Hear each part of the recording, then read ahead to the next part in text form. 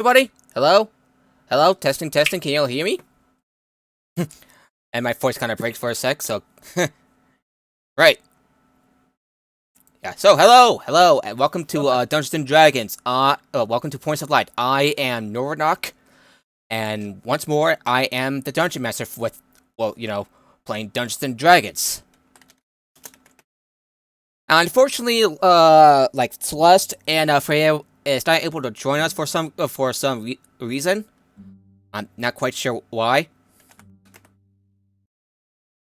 And I had a bit of a module set up for Freya, so. But in case that they're, with the cases that they're not here, I had a bit of a backup, and thankfully I had part of the module written down without Freya involved. So, pretty neat, huh? Yeah. For some reason the groovy thing isn't working, so give me a sec. I swear. Everybody, for a recap. There we go. Sure. So previously on last time Dungeons and Dragons, Points of Light, 4 years ago, on the day of mourning, Freya, Liam, Iron Chief, and a strange elven warlock named Liv have arrived at the tower for reasons of their own. Some to scout out the tower, others to rescue a hostage, another to investigate the draconic prophecy, and another to kick some MacLeod ass. Do you fulfill your goals? But in a shocking turn of events, Liv, the warlock elf, turns out to have some nefarious plans of his own, and as the morning sweeps over the country of Kyrie, he laughs maniacally, possibly snapped by the turn of events, and vanishes without a trace. 4 years later, 4 years later, close to the present day, the nobleman that they have rescued has invited him to discuss about the possibility of his aide, Eric Blacktree, in a coma. Oh. How many hit points do you have again? Okay, 84. 84. My mistake. Sorry about that. So Kate and Liam, Celeste, and Freya have discussed about the possibilities of and the ethical and moral dilemma of dealing with the possibility of developing a aberrant dragon mark. With a very passionate one from Kate, while Celeste has advocated to basically making him pose as a servant once he wakes up and hide away in Celeste's mansion, where nothing can bite her in the ass.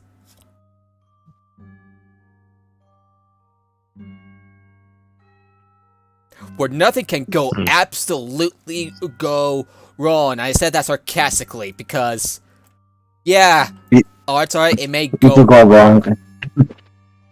It can go wrong. It can go wrong. And that is where we are today, as Freya, as the others are getting ready to go on the journey to the Moorlands in hopes of gathering materials from the planet Shevarath, and possibly to face a literal demon of our own past. That goes by the name of, give me a second, an Irenaeus named Nekvaros. It will be a tough exertion, and as she and Celeste makes their preparations. Okay, well, meanwhile, you, Iron Chief, and Lonnie, you've heard rumors of a strange and eccentric old woman currently residing outside Sharn. She offers strange curios and trinkets for sales, as well as offering to tell fairy tales and urban legends. For one reason or another, you set out to investigate.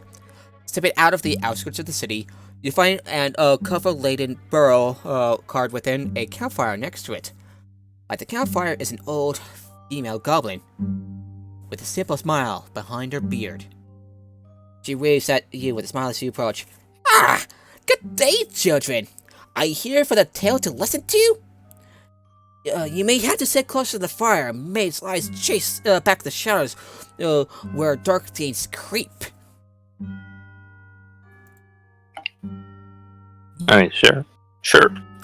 And Lonnie, Let's what hear do it. and Lonnie, what do you say? I'd love to hear a story.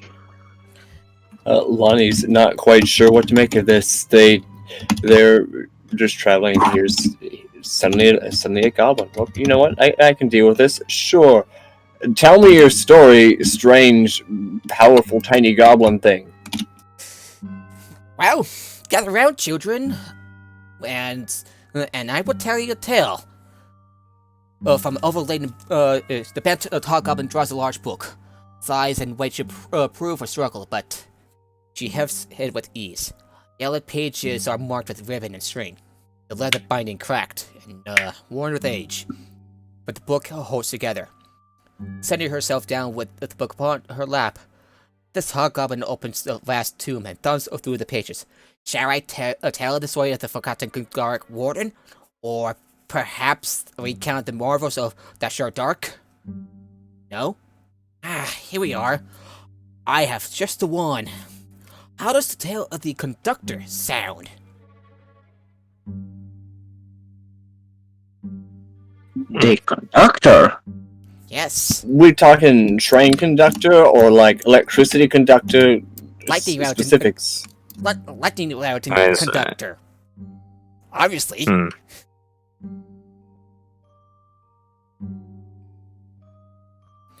Okay, so okay. That's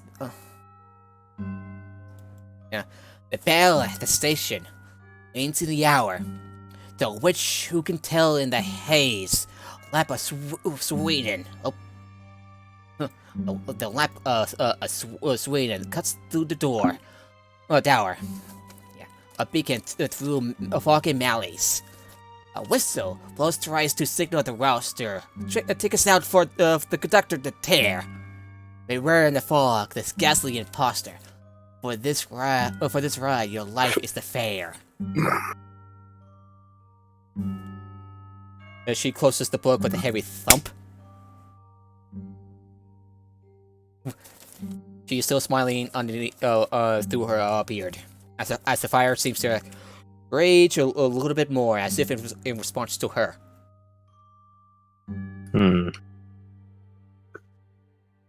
Yeah, this is weird.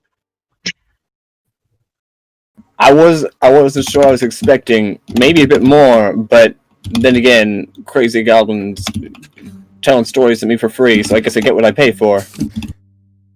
Indeed. Are you also interested in some trinkets? I have gathered them from all over the world of Eberron. What kind of trinkets? As we say in unison. Yes. Oh, interesting trinkets. Some of the macabre, but I'm sure you quite handle it.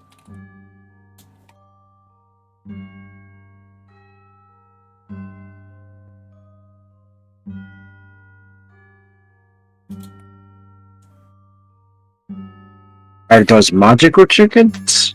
Trinkets. Magical trinkets. Oh, minor. Some minor. Others just ordinary trinkets, except may consider it creepy. Yeesh. Give some more detail. What Yes. type of trinkets are we talking about? I will give you an example, and she pulls something out of her cart and shows you what appears to be a rough-spun pair of socks made with doll weave.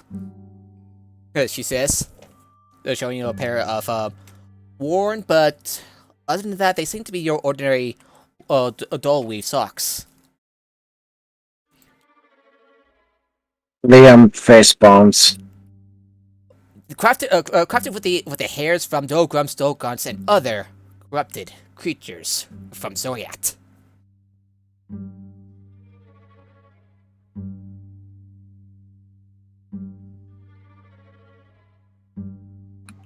You know, when you said it was macabre, I was expecting a bit more than socks. But you know, I'm at least curious. What else? And then she pulls out a what appears to be a dead but still twitching tongue worm from her cart. Okay, we're moving up. Okay, what else you got?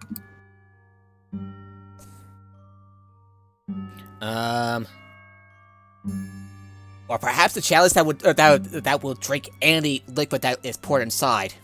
Up to 1 pint a day, though. Yeah, she chuckles a little darkly. So the chalice drinks? Yes. Quite fascinating, huh? Sure, it's not just a hole in it. What? Nope. Yeah, she turns the chalice over. No hole in it. As you peer inside. Can I give you a demonstration of this chalice here? Kate grabs her tankard and takes a sip of her infinite booze. Go on. I'm sure this chalice would not get drunk. Oh, the point is not to get drunk. Do you pour it? I suggest have a good sip. Do you pour this chalice? Sure. As you It's pour, infinite anyway. as you pour some of your beverage into the chalice, you hear a faint slurping sound.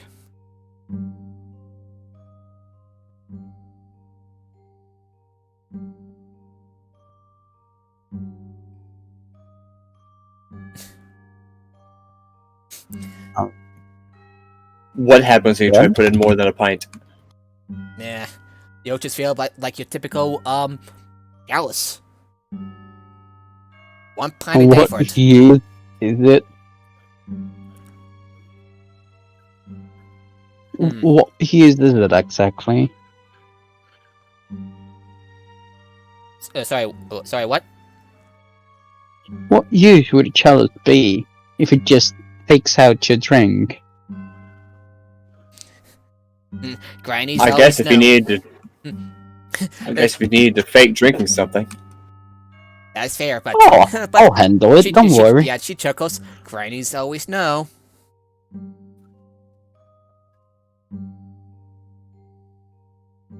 Or you just have a strong stomach.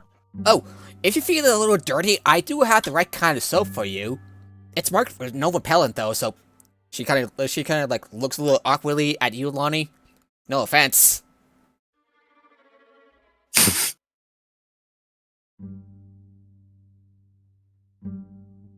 I'm so curious where this goes. Any more? Oh, I might have something that might catch your intrigue. A bottled smoke of a red dragon's breath, perhaps, all the way from Gornesium. Wouldn't that just be fire? I imagine. Well, it is literal smoke. I mean, I can do that too! And she thumbs a little spark on her finger. Yeah, some of the more out there trinkets all the way out in other continents, I'd say they would cost you about a platinum. What was it? A euro? Like this bottle of a red dragon smoke, or perhaps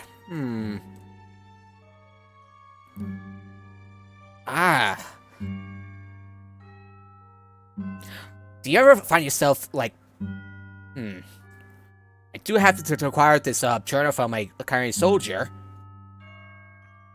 Once you open it, it will create an illusionary reenactment of the Battle of Lurching Tower. Quite fascinating, yes? Okay, now that one actually sounds pretty neat. Let's see that thing in action. Right. Sure. She goes into her cart, and you swear that it seems like it's bigger on the inside than on the outside. It's like, where is it? Here it is. I just hear all sort of things like thudding and crashing. There we go. She grabs a journal, which seems to be a little freshly preserved. Still wrapped in sturdy leather. Bind it closed with a piece of cloth. Shall I give you a demonstration? Of course. She No harm done, right? She unbinds the book, opens it, and as she opens it, like this miniature illusionary version of a battlefield as numerous people, two sides, one carry, and their opposing force just like getting into an intense battle. Blades flashing, arrows flying, spells landing left and right. Now this one, I will make a special exception for you. How does 5 gold sound? 5 gold, yeah, I'll take that. Alrighty, done deal. She hands you the journal. 5 gold, 5 galfars, please. It's 5 gold in Eberron.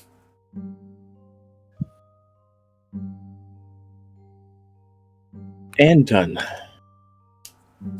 She says, thank you. Now, I believe I do have some things to attend to. And I have heard interesting things about you, each of you.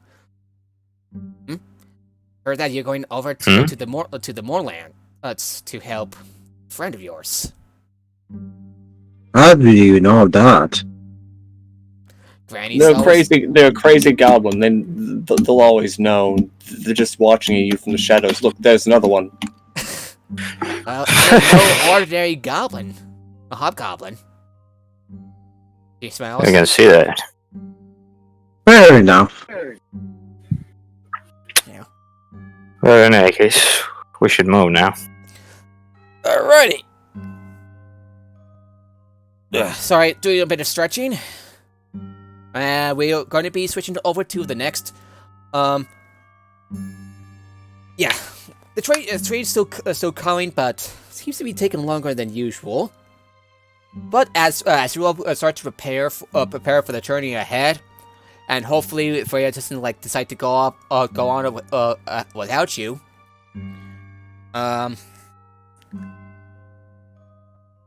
Yeah.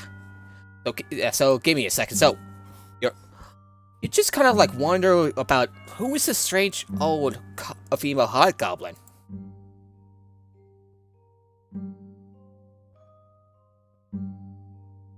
I'm sure they won't be plotting down the road.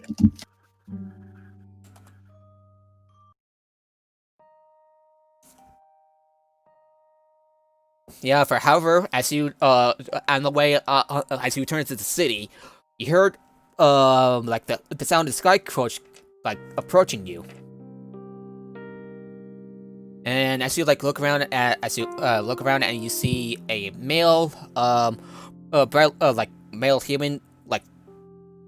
male human in Braille's clothes. Seen on the the driver's seat of the sky coach with his female companion wearing Ondaran robes. Yep, you were kind of standing near a balcony as you take a look around one of the shopping towers.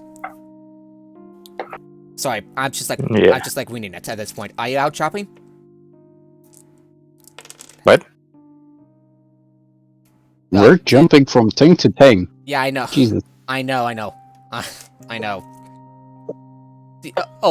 Before this happens, do you want to make preparations in one of the marketplaces?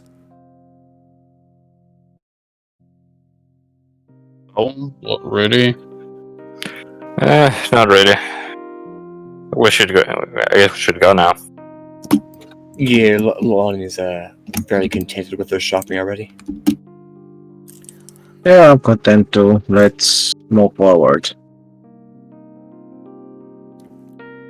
Alrighty. Okay, so. Alright, so give me a second. Oh crap! Do you have? Oh, okay. Do you have that that lightning rail theme music on? Do. Alrighty. However, however, as you wait at the train station, you see a you see a large you see a green dragonborn approaching you, riding right on the carriage carried by two hippogriffs. He stops for a second as he stops it for a second, looks at you, waves says, "Hello, my name is Rook. I work for Celeste. I acting as a driver and her other needs." You have So my you're taking. Sorry, what? Again. Yeah, so, Lonnie, I thought you said something. I did. I said you have my sympathies. So you've heard of her activities then?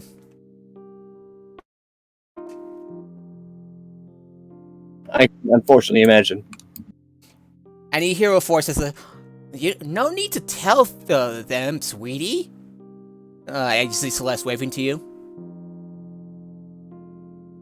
Hey. Hello. Hello. Good to see you again. Likewise, Kate. Likewise. Speaking of which, it appears this. Okay, off character, it appears that Celeste is joining soon. I hope so. I'm basically improvising, and it would be pretty silly for you to get on the train without Celeste and Freya involved. Okay, back in. And Would be something though. you also see Cole standing there, but he's about to step off. Oh yeah. No, oh yeah, I heard that Laura is set up some sort of excursion over to Thelanis. I want to check it out, he says with a smile. Sorry for bailing on you, Celeste. And Celeste just like gives him this dirty look. All right, I'll make up for it somehow. And he and he pulls out his ticket. Anyone want one of my tickets? I'll be fine. And we need to get somewhere, right? Should Sure. be. Yeah. Yeah. Yeah. And he walks away. Rook just like stares at Cole, says, "What a strange man." It seems and even stranger that he suddenly just bailed on us. Wonder what made him like that.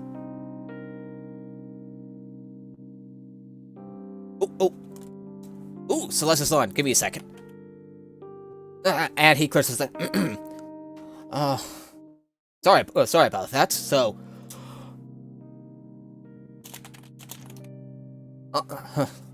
I believe I may be proper introductions. And he looks at each of you.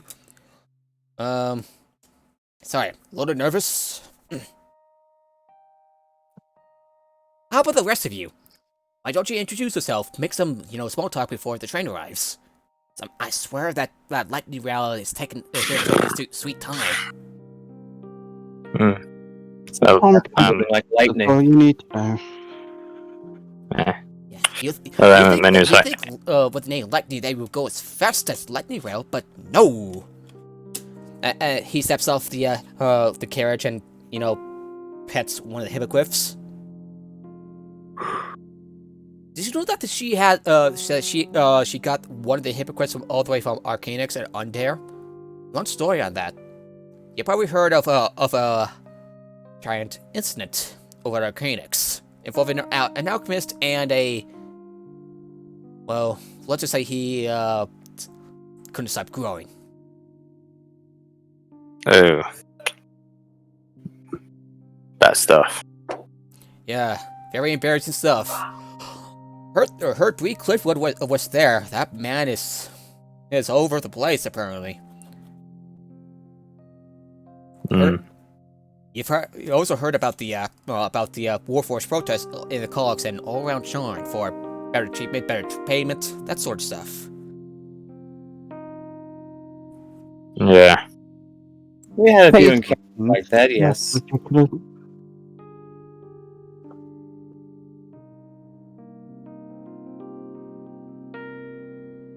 Yeah. Oh yeah.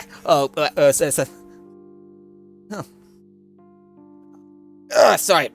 And the whistles of the trains start to get louder and louder and louder as the light rail I see the light rail within distance.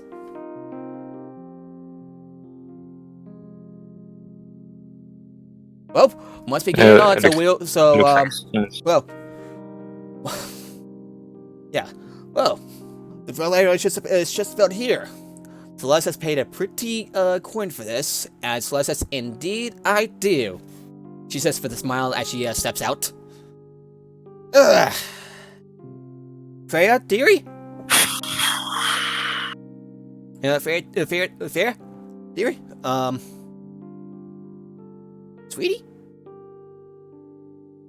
Oh, it's a bit of an unresponsive. Bit quiet today. She comments as the tiefling steps out. Despite the side look on her face, she looks around and nods.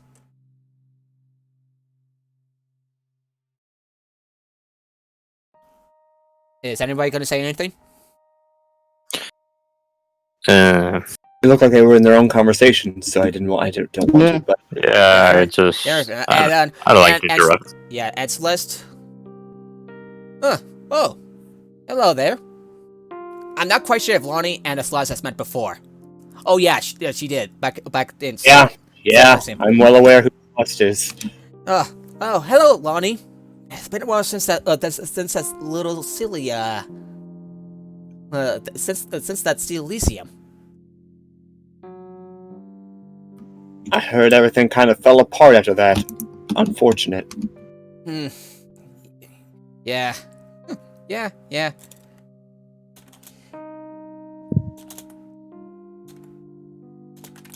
Yeah. Cole. Yeah, you probably remember how Cole is. He wasn't happy, but when he came back to this little group here, he seems to be rather a little high on spirits.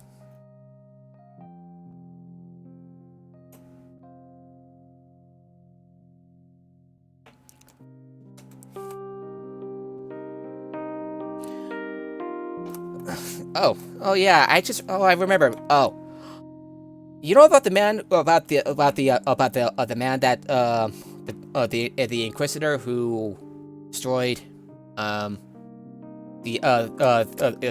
engine? I did not. Oh, long story short. Well, he was a half-orc who kind of died and had his body dumped into one of the vats. Somehow got resurrected as in a different amalgamated body, more human, if you will. But when he woke up, there was like a demolition expert, setting up explosives to blow up the engine. And if Cole is totally right, there was another agent of the Lord of Blades. It seems like they got into the fight, and that agent, well, won. So Lork, that's the man's name. He, well, you know how it went. He set up the explosive to stop that agent, and well, the rest is history. And Celeste is on. Oh yeah, Celeste, I had to explain what happened to Steel Elysium.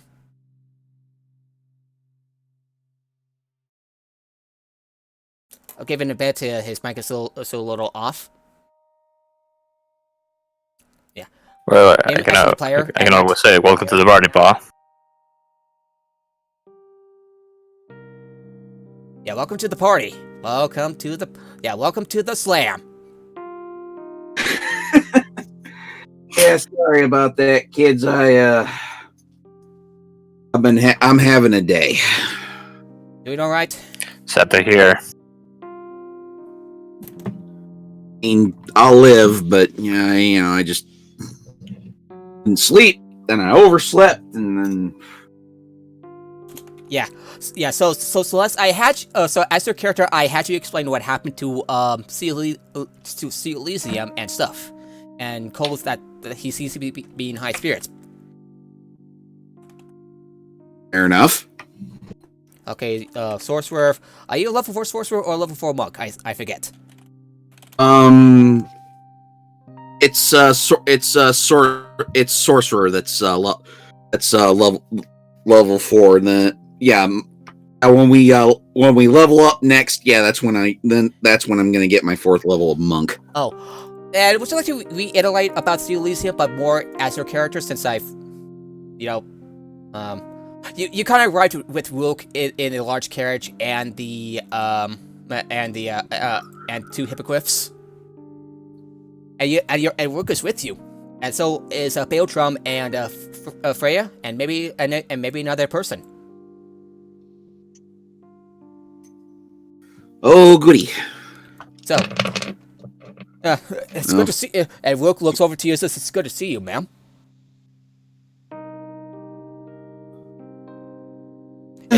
Good to see you too, sweetie. I would prefer if you not call me that. You got enough lovers, you've got enough mistresses, and what was the male equivalent again? Mistresses,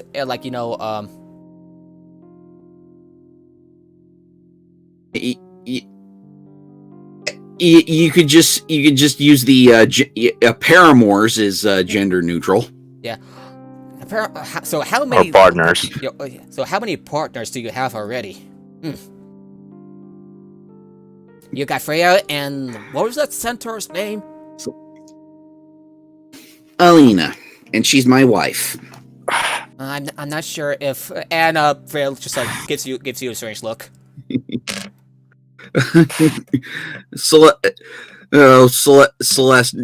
rolls her eyes. Don't worry, we have an understanding. It may not. I do hope that it would lead to a fallout. 2, 2 is quite a lot, but 3. Oh, I'm a big girl, Rook. I can handle it. So you say, lady. So you say.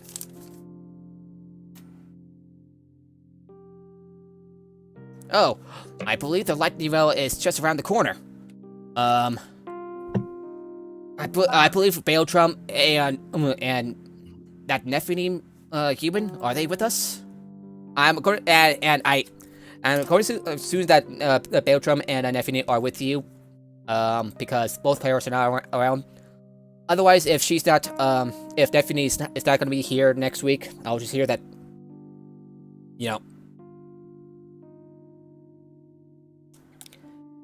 No. Okay. Sure.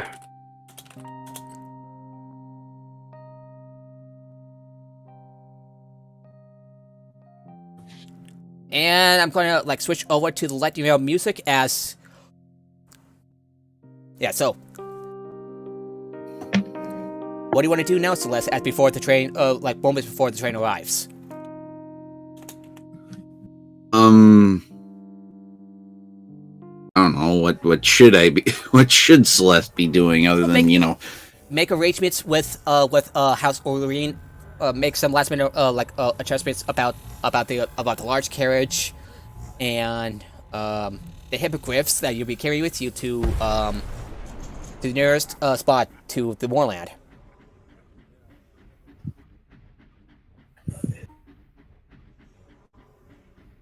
Wait, we're going to the moorland again? You're heading to the moorland, yes. Oh,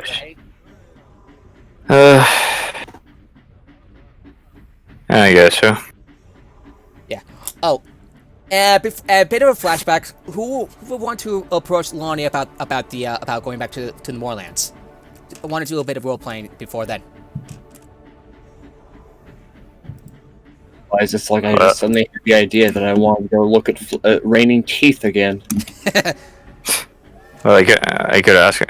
I could ask him. Yeah, Celeste, that'll be up to you, because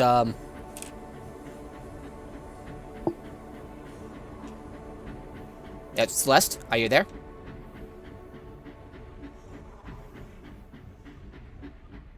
Hello. Teeth got them. It's back. There we go.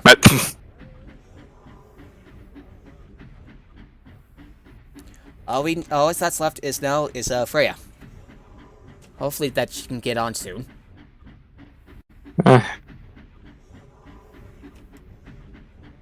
But yeah, we are going back. Yeah, you're Iron Chief. Right? You're Iron Chief, by the way. Yes, I know. Yeah, the mere thought of going back to going back to Kyrie, now the Moorlands, just unsettles you. Hmm. It's been 4 years since you. It's been 4 years since you nearly stepped foot near the borders of Kyrie.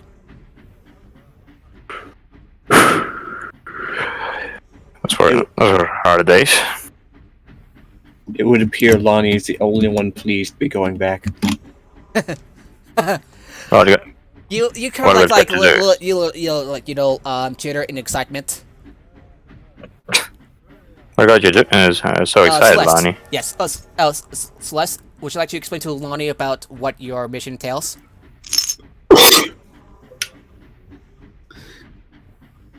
We have to get some kind. We have to get some kind of enchanted metal for this one's magic warhammer. And she jerks a thumb at Freya. Yes, and Freya says yes. That is true. Laura has has given approval for the excursion to the Moorlands.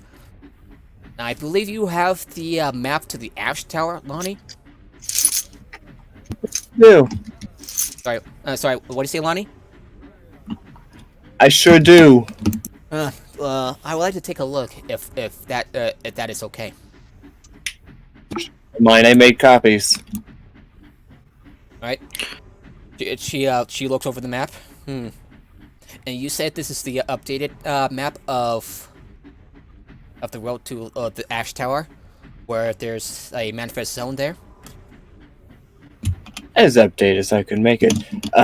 Don't mind the scribbles in the margins. I got bored halfway through. It's okay. Just it's fine. You don't read Gnomish. Yeah, she chuckles. So I've heard that you've so reports say you've gathered an updated map, not the copy, from a group of Warforged.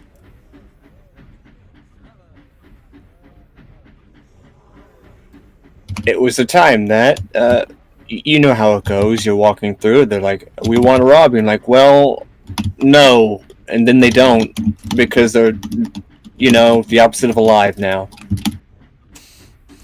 Ah, I see. And she looks over to Celeste. Well, I do have a bit of a. Oh. Uh-oh. Celeste is gone. Give them a sec. That might be right. Probably internet. Yep. Yeah. So Celeste had made arrangements with Hess Orim, made the payments in advance. Don't worry, your characters will be rewarded. They'll more than cover the costs. So. As Rook and the House Orin like crew members just try to get the two hypocrites on board, trying to calm them down with some tweets and stuff.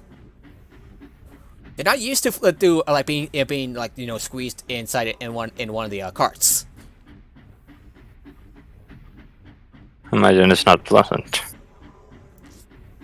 No, it's not.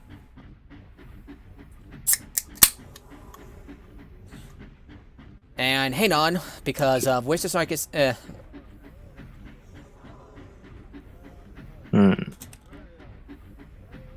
character, could I see that map? Of course. He watches it as it. Yeah, this could have it. This could have it done better, Yeah. but it seems up to date.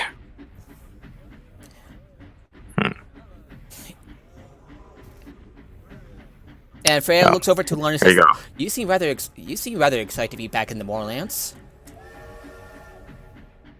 The last time had wonderful anomalies. Maybe we'll see some more. I can always hope. Well, I'm not exactly up and positive about returning back to that place. what play? Oh, I remember. I Yeah, remember too well. a very bad day. Go to EL. She looks at you sympathetically. Huh? She gives you a sympathetic look. It's.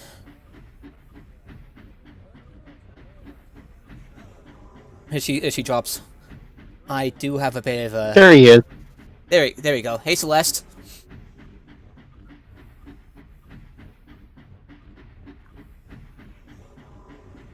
Might take some time before he started up again, but he's here. Yes. Yeah. And one of the Orange staff members comes in with a cart of food. Says, "Would you like any orders? Anyone?" Well, I don't a need. good piece of beef would be nice. Some what? Beef. Some beef? Okay. What kind of beef? We got. Yeah. And as Caitlin, as Kate and the and staff member try to discuss the details of her meal. Celeste, what about you? Celeste? What about you? Yeah. My connection Would you comes like back. an actual breakfast? My connection comes back on, and apparently we're on the lightning rail, and I'm deciding between the chicken or the fish. This is after Rook and Rook, you and the Orient staff members had a little bit of trouble getting the hippogriff and the cart in the train. Didn't have a. Oh, this lightning rail didn't have a live animal car. It does, but you know how hippogriffs are when they're when they're boxed in. And we're going to have to make a couple animal handling checks to calm them down. Yeah. In the meantime, Rook is just trying to calm the hippogriffs. Wow, that's a good roll. So that's a 26. With some treats suited for a hippogriff and soothing songs, and yeah, he manages to calm the hippogriff's nerves. It's like steady, steady. You'll be out flying soon. It'll just be a matter of time. The time. We should, will be. And he That looks sounds over, familiar. and he looks over to one of the House Orderly members while it's still in that cart. You wouldn't have to have you do not have to have any members of House of Vandalis for this. And the Cyberman says, "Oh, yes, we do. We have a couple on the train. We'll cover for you. You want to go back to your friends?" And Rook says, "Yes, please. Where are they?" First class. Okay. He nods. And basically, goes from cart to cart to return to you. Sorry about that, ma'am. Everybody else. The of course, seem to not be a big fan of being cooped up in a train.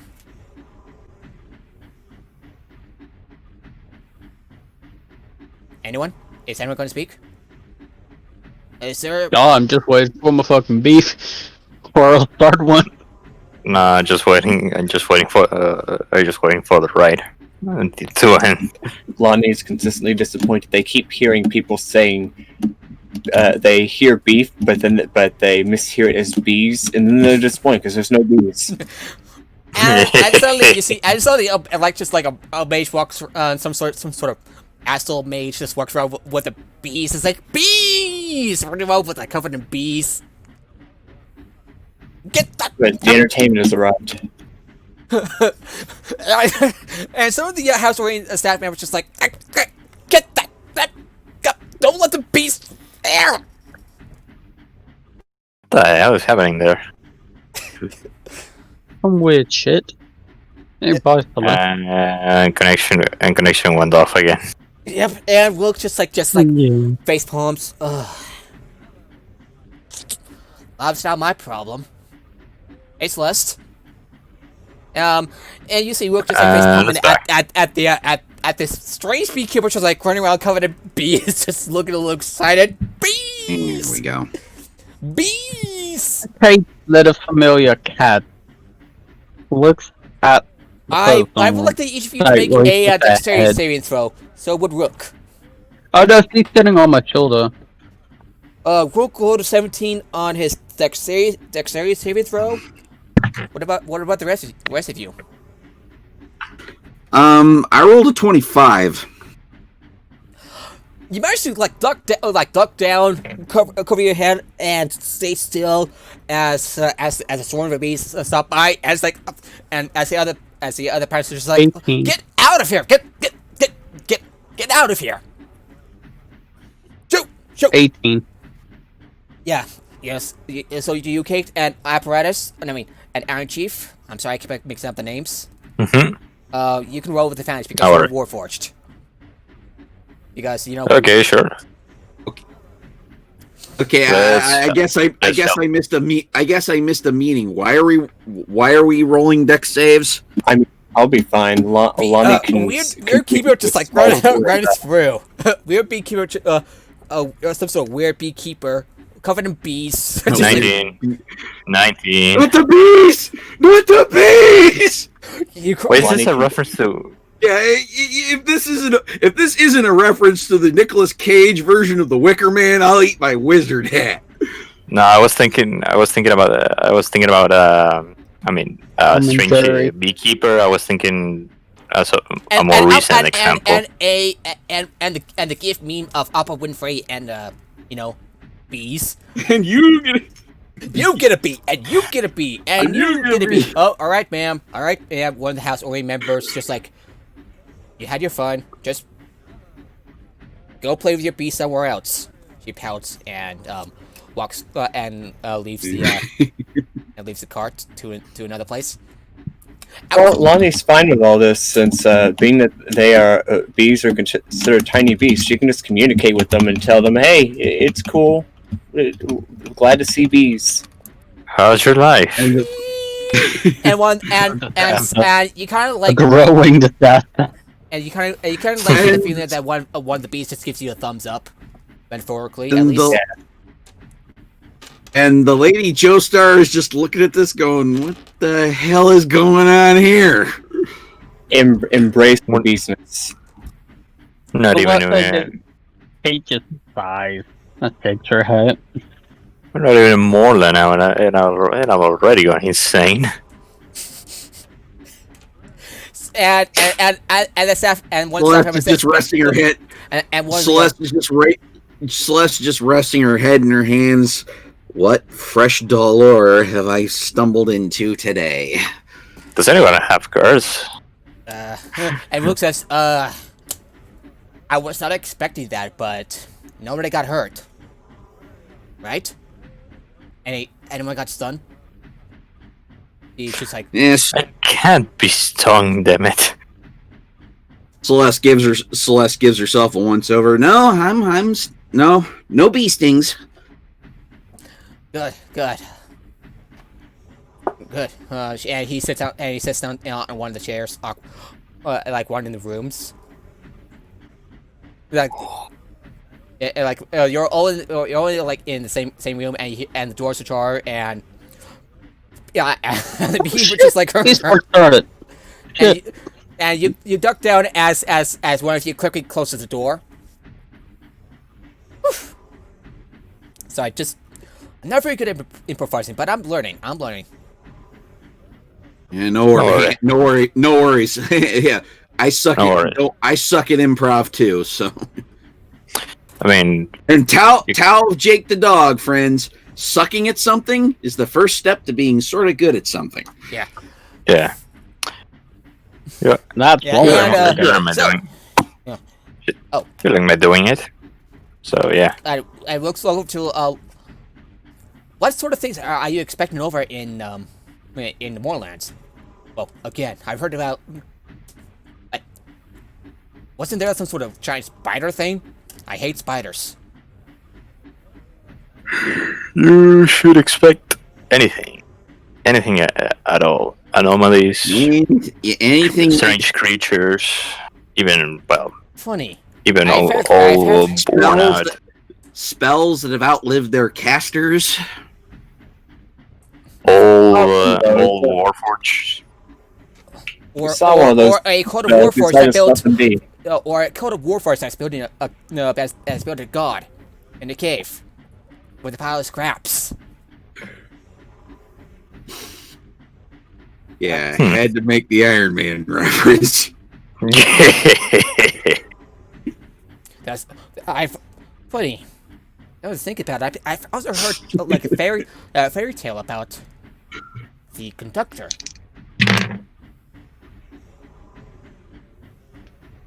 Does anyone? Oh, and Beltram and Nefini and Beltram and maybe the Nefini are in a separate room, just talking and stuff.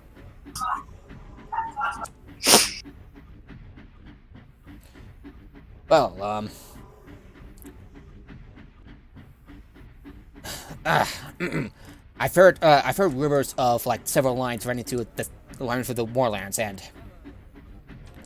scouts reporting some sort of unfortunate Oreen still overseeing the broken stales and walks around the thundered stoneways. I heard that some sort of weird lightning rail still travels around the moorlands. If we do see one, well, we best be careful. Mm-hmm. It's fine. It's just a variant of the rail tracer. Well, It's apparently why I brought my carriage and my bird horses.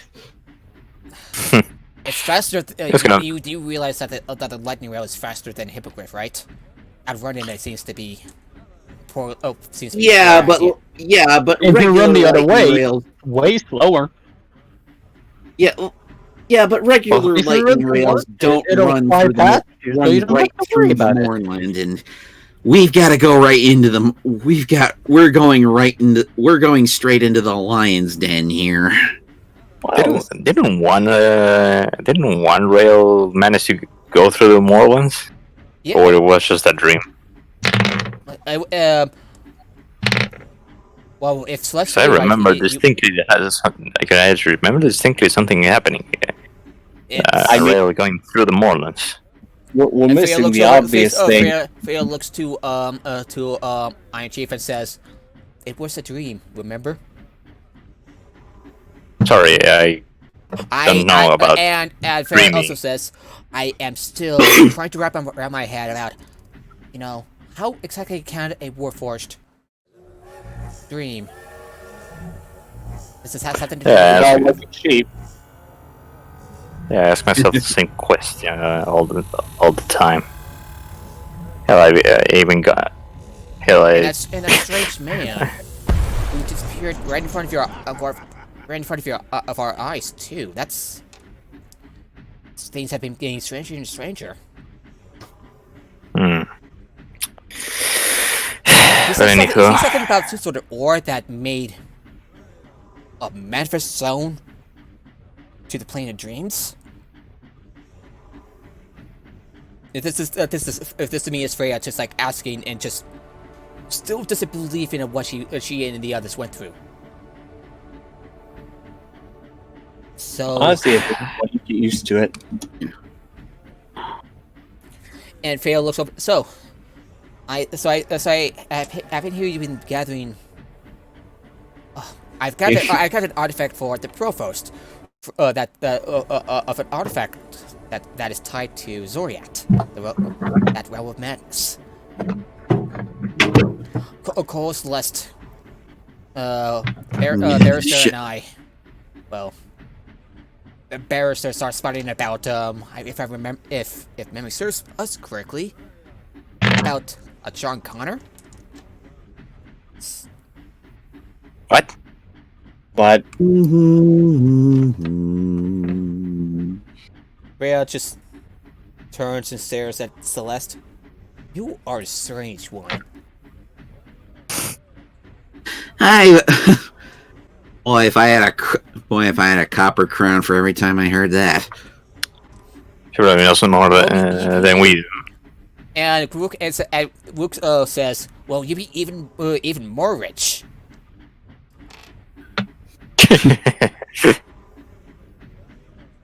I'm surprised that people didn't try to tear down your mansion just to get a piece of your fortune or whatever.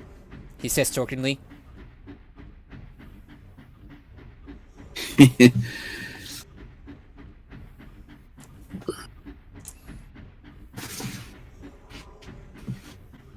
Yeah, Celeste just rolls her eyes and is all, we should all count ourselves so lucky.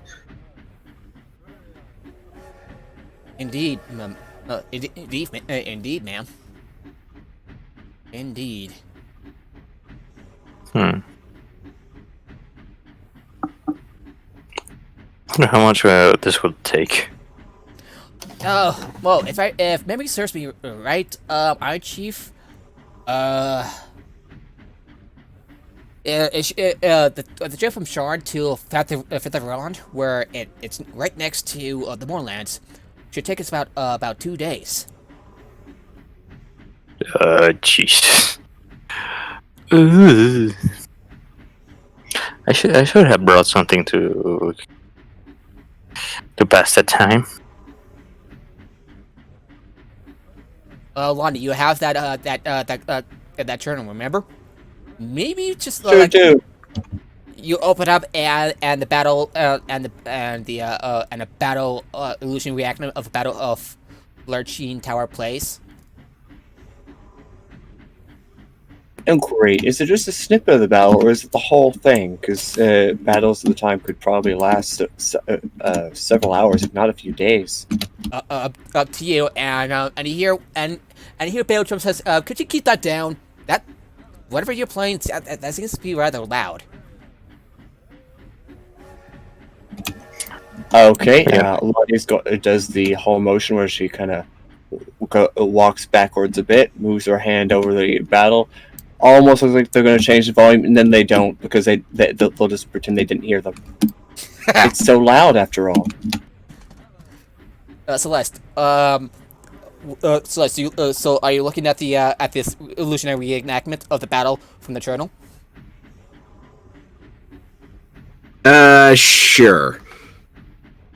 You see like two forces colliding with each other, blades bouncing. It was either that or just start tossing 3 Dragon Annie cards into a hat. Actually, you could join Kate playing hand clap with her cat. Yeah.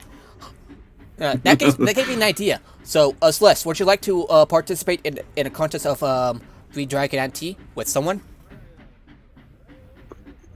Nope. Well, it's the only tool proficiency I have that this character has. So what the heck. Yes. So who would like to play 3 Dragon Annie with Celeste? I think I also have that set. I think I also have that, so might as well. Alrighty. And it's like, might as well just play on the floor. Don't worry, this, as far as I know, this lightning rail seems to be stable. I'll join and watch. Would you like me to play, madam? If you want to, hun. Are we betting or just playing for fun? Let's just play for fun. Nuts. No need to bet. Besides, I always lose when I bet stuff. Bad luck gambling? Yep. Bad fucking luck. Alright, so I would like Celeste and Iron Chief to roll Charisma with 3 Dragon and T. Rook will be rolling as well. Rolling what? 3 Dragon and T. Yeah, and he rolls. and that'll be. And he rolls an 3 an or 8. what? So you add your character's proficiency into 3 Dragon and T. Yeah, charisma plus proficiency bonus. So I got a +8 to that roll, and I rolled an 18. Yeah, I got a 26. So, I mean, in this case, I rolled a d20 plus Your charisma what? modifier, and plus your proficiency bonus Okay, if you then.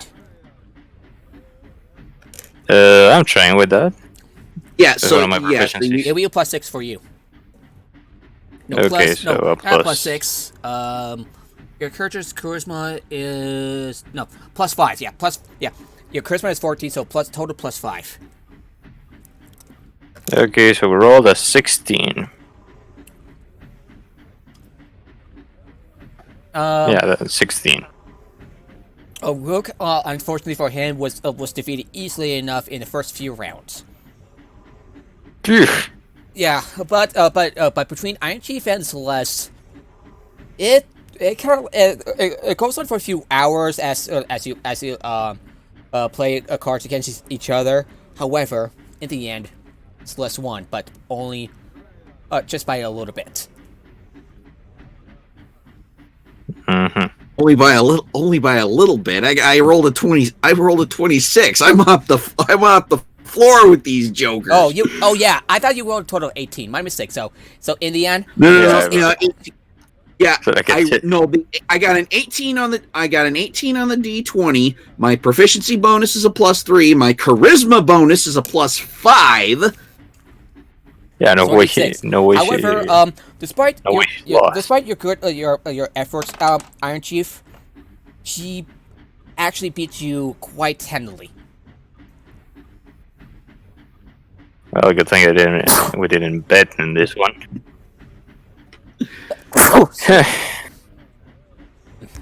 Bless you. No, I've got enough gold. I've got enough gold, hun. Looks looks over to the rest of you. Anyone want to join?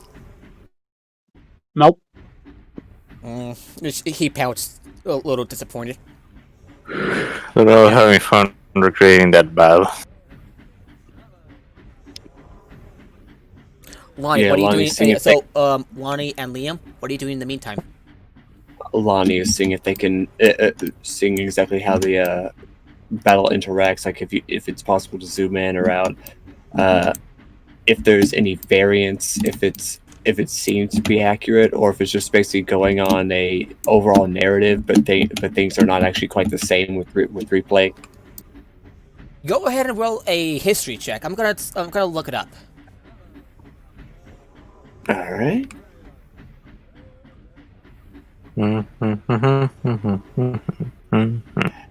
And that is a. Let's see. It is now my turn to roll 26. That's 8 plus 18. Yeah. It's from one's perspective of a man's journal, so not every detail is there, but it's quite accurate. You seem quite impressed.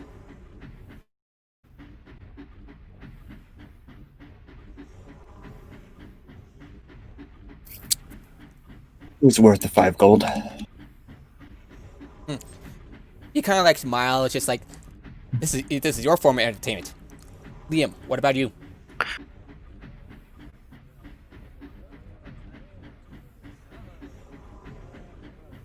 Oh, Liam, are you there? Sorry. Oh, what are you doing in the meantime? Do you want to join do you want to join another game of 3 Dragon and T with Celeste and Iron Chief? Sure. I could join. Alrighty. Looks just take over me, okay? So Celeste, Iron Chief, and Liam, I would like you to roll a charisma check with 3 Dragon and T. Okay, so the same as always, a 5. And a... Damn it! It's a 10. 12, but yeah, I got a dirty 20 on that roll. Liam? Just roll 20, right? Yeah, D20 plus your charisma, which is plus 5. I rolled 11, so 16. Yeah, you got a bad hand, Iron Chief, and you were out of the game soon enough. I don't know how 3 Dragon NT works. The gambits, you have a bad gambit. However, Liam, while you have a bit of beginner's luck on your turn, on your hand, but Celeste is much more experienced in the game than you are, and she's able to beat you in that game. Oh shit, I would have run too.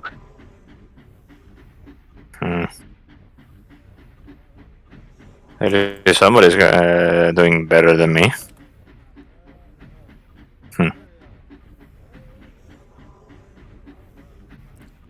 Celeste, how do you feel about that you won twice in a row?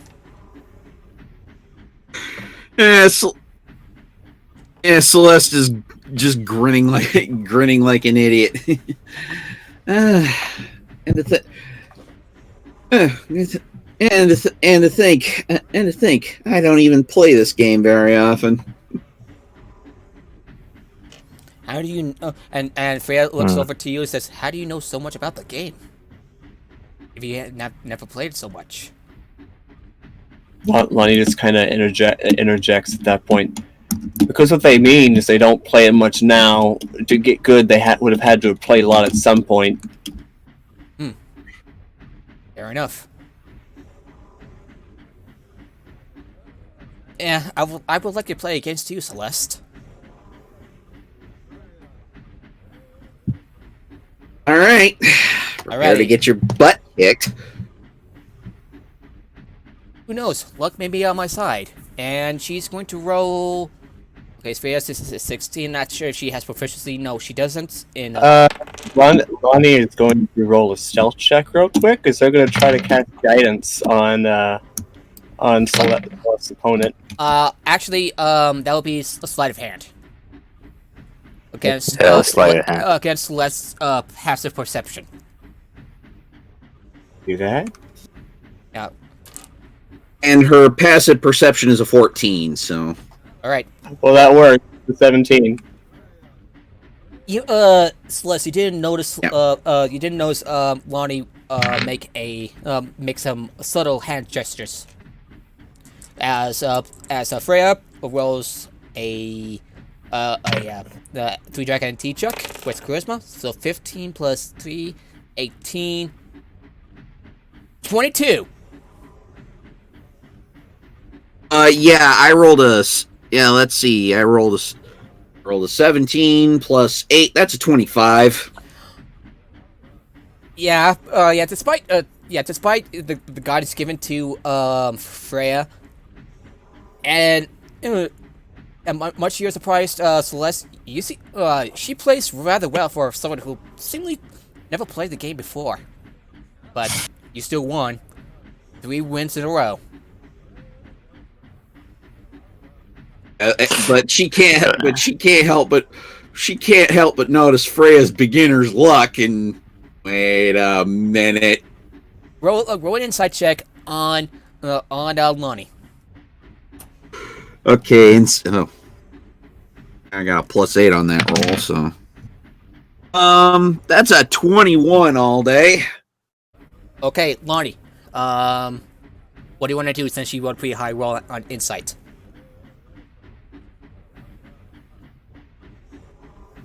Just basically, Lion just wanted to illustrate that having a challenge works better than not.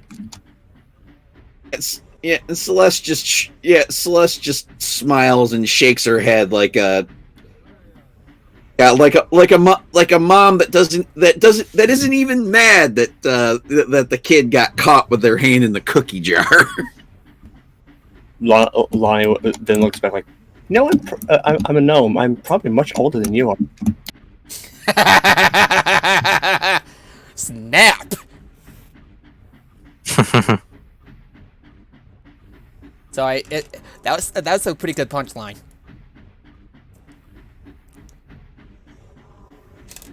Alrighty. Celeste has a good mind to give the gnome a boob hat. Frank. She won't. She's trying to keep. She's trying to keep it somewhat professional. Yeah.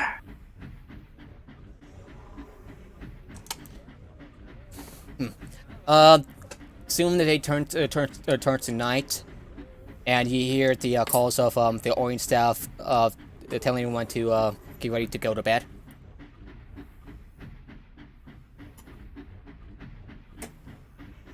Okay. So we take a long rest. That's basically a long rest, and we'll be doing a bit of a time skip. Whoop! Yeah, that works for me. And now, Moorlands. That is the opposite, eh? Ooh, that's a good one. Yeah, we're going to creepy territory here, people. 2 days later, total 2 days later, as the trade pulls into Eberron, you get help by noticing the rail line continues past a large wall of dead grey mist. However, the orange hairs aboard the rail explain that the train may not be able to move beyond it.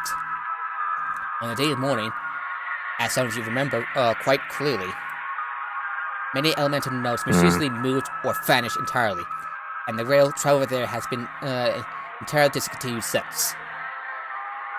You get off as Rook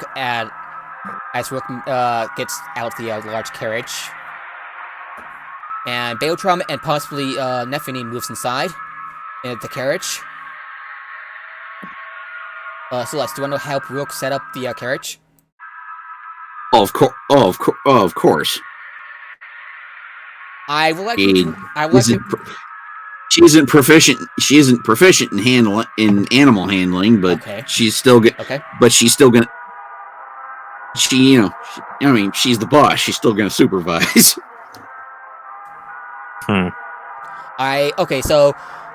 So Rook will roll an animal handling check with advantage because you are helping him. Good thing you're helping him because he rolled an actual 1 in the first roll. An 18. Polly's mildly amused because they could just ask the I made that check unchained. Untrained. Got a dirty 20.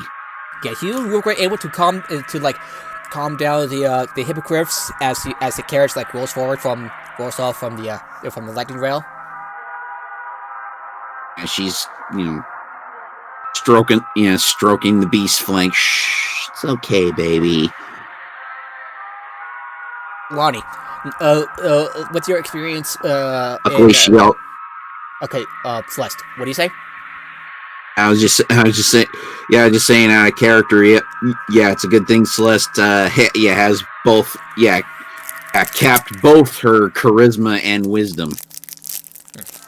Looks over to you, nods. Thank you. No problem, Rock. And And Lonnie, now that you since you have experience with the Molars, would you like to say anything to the rest of the party? Expect to see a lot of cool stuff. What kind? Actually, expect to see a lot of horrific stuff. Same I thing. think that's what she. I think that's what. No, I think that's that's not what the the thing. short. I think that's what short stuff meant by cool stuff. Just Short avoid stuff. touching death things. Yes. Anyway, expect to see weird stuff. What kind of weird? So is the Mournland like what we saw in the dreams, in that shared dream back on a different lightning rail? Something like that. But this time it will hurt. She nods. I expect to see also a lot of war forges here. Old, tired, rusty, with no sense of direction. Yeah. With Don't touch the dead things. Lonnie, do you want to lead the way down the path to the Mournland? Sure, I have no problem doing that. You gather your party and you venture forth, walking down a worn path that with remnants of travels from years before Kyrie wielded a sword. Since the morning, however, you can see few feet have come this close to the mists. Perhaps for maybe the occasional umbrellas patrol, making sure nothing horrific gets out. Looming above you, and as far as you can see to either side of the horizon, there's a sense of rottenness about the mists that tower ahead of you. Though there is a breeze blowing, causing the grasses you're standing among to sway and ripple, and the dead grey mists float in front of you, unmoved, untouched by the wind. As you prepare to step into the mist, stands why. Winds do not penetrate at all. Though the mist offered you no resistance. Light and sound become muted, and the air feels heavy, stagnant. As you begin to move through the mists, something seems deathly quiet and still.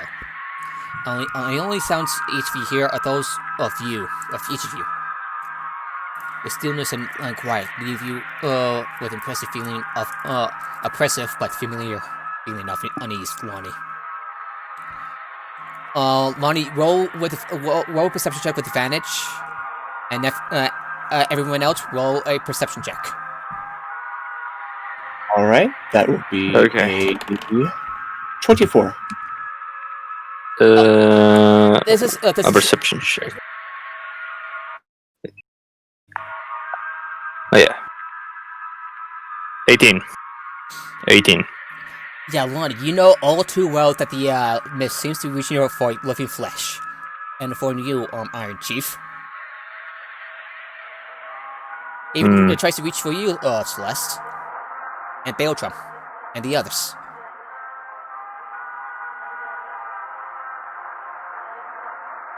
Can we help? Yeah, as they try to reach into the carriage. Who's riding shotgun next to Rook?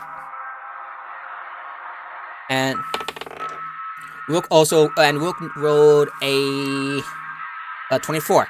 Says, "Careful, look in the mists. Look."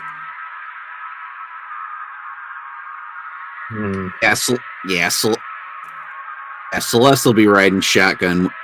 Yeah, Celeste will be riding shotgun with Rook. So yeah, she'll see whatever it is that. Yeah, Celeste, Celeste and Rook seems, you notice that, and Iron Chief, you notice that the mist seems to be reaching out for living flesh, and tries to reach inside the carriage. Shoot. We need to warn the others. Can we do something about it? Is there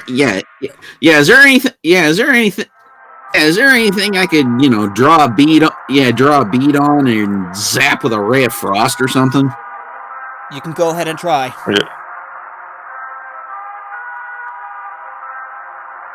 Yeah, I guess I'm making an attack. I'm attacking the darkness. Okay.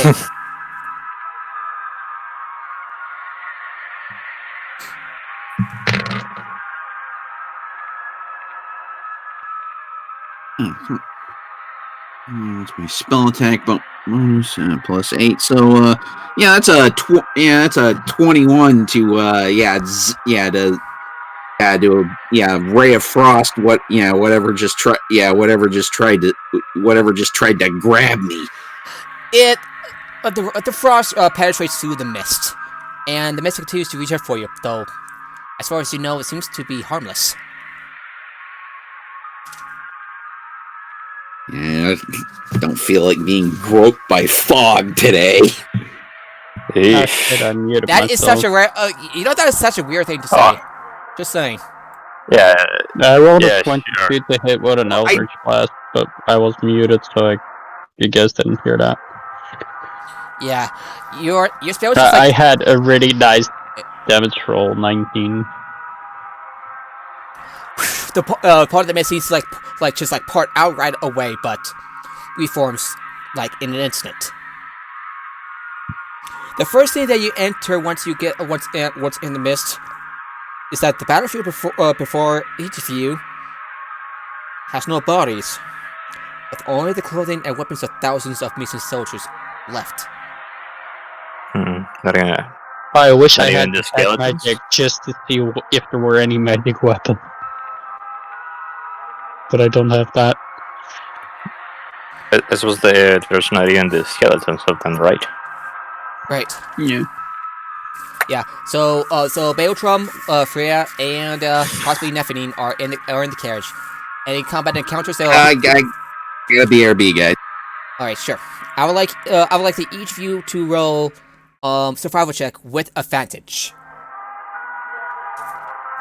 Okay. Perfect. Oh, fuck. I'm doing things at the same time. I should not do that. But You'll Rube, I have to keep 17.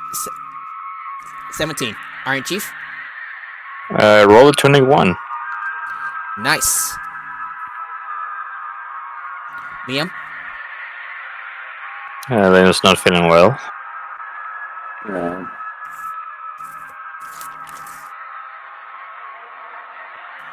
Sorry, I'm just feeling worse and worse. I'm sorry.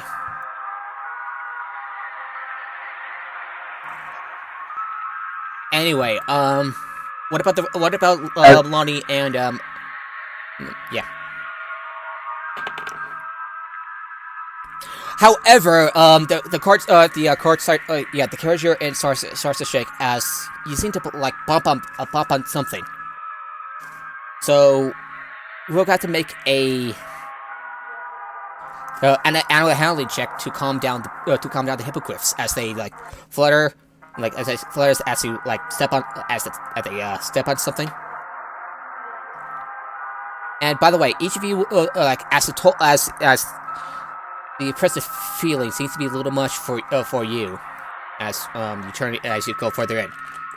Each of you will take 5 points of psychic damage. Ah, yes, that's mechanic again. Everyone?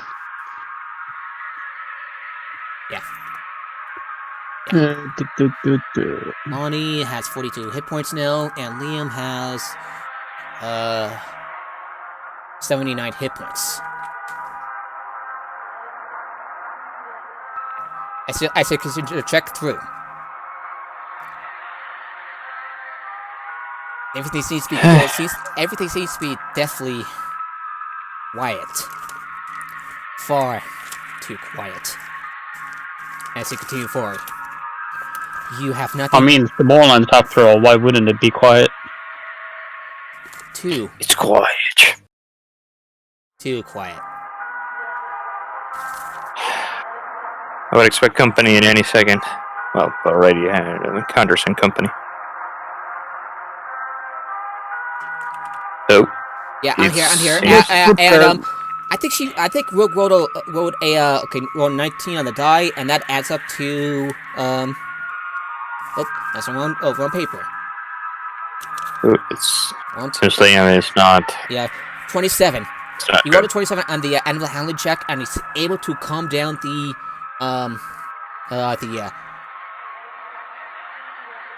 hippogriffs in time, and he's able to stabilize the carriage. You look behind you, but you didn't see what you bumped over. Shush.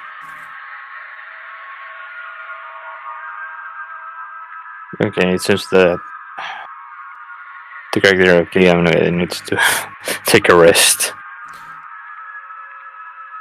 I had to warn you that that you cannot exactly heal in this part of the moorland.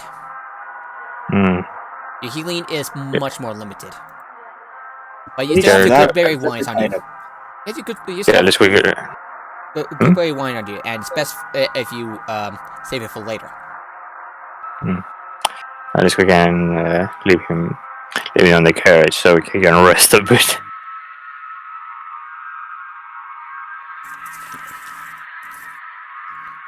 Yeah, short rests, on the other hand, well, let me check. Let me check the rule set. So, I was like more for the character of Liam because well, he's not gonna be able to play for now. yeah. Leah rests inside. I will like everyone else. Okay, so I'll kind of make sure that,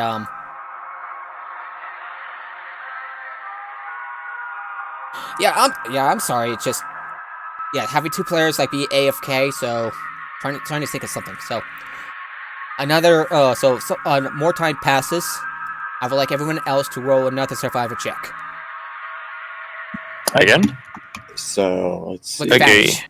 With advantage, because you have the new map, and you have Lonnie with you. Okay. Alright. That would be. So that would be. I mean, I roll with it. I had a 19. I was just saying. I mean, I have the Yeah, the actually, bonus of 8. wait, I take that back. Me. While still trekking through the mists of the moorland, you came upon what seems to be a lightning rail route. Even though by all accounts it shouldn't be here.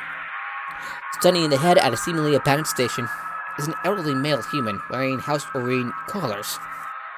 As you approach, his voice distorts as he says, "Tickets, please." Lonnie is grinning like an idiot, going, "Ah, I was so looking forward to this bit." His features twist in agony, his body coalescing to a growing fog that swirls in patterns of the market passage.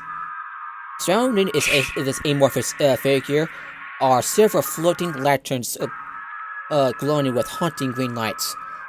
Green skull shines from each of them where flames should dance and wisps a trail behind them. You know what that means?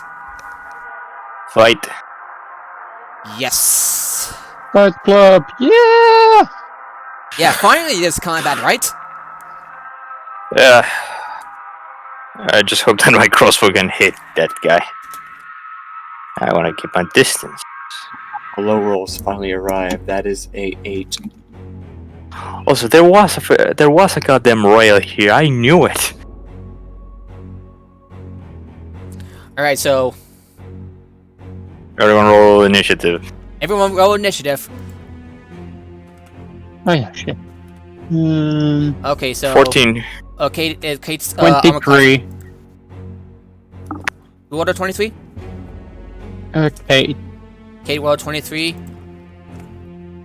Yeah, I Rook roll a 14. will be joining you while Freya, Beotrum, and possibly Nephilim are inside. Yeah, and Liam too, because the toll has gotten a bit in their heads and they just like pass out somehow. I don't know. A ghost wizard did it. The what wizard? Wizard. A wizard did it. Yeah, sure, a wizard did it. And Rook rolls an 11 on initiative. Iron Chief? 14. Sorry about that, gentlemen. Yeah, You you're interrupt us. Celeste. Roll initiative and roll survival before, just in case. Okay.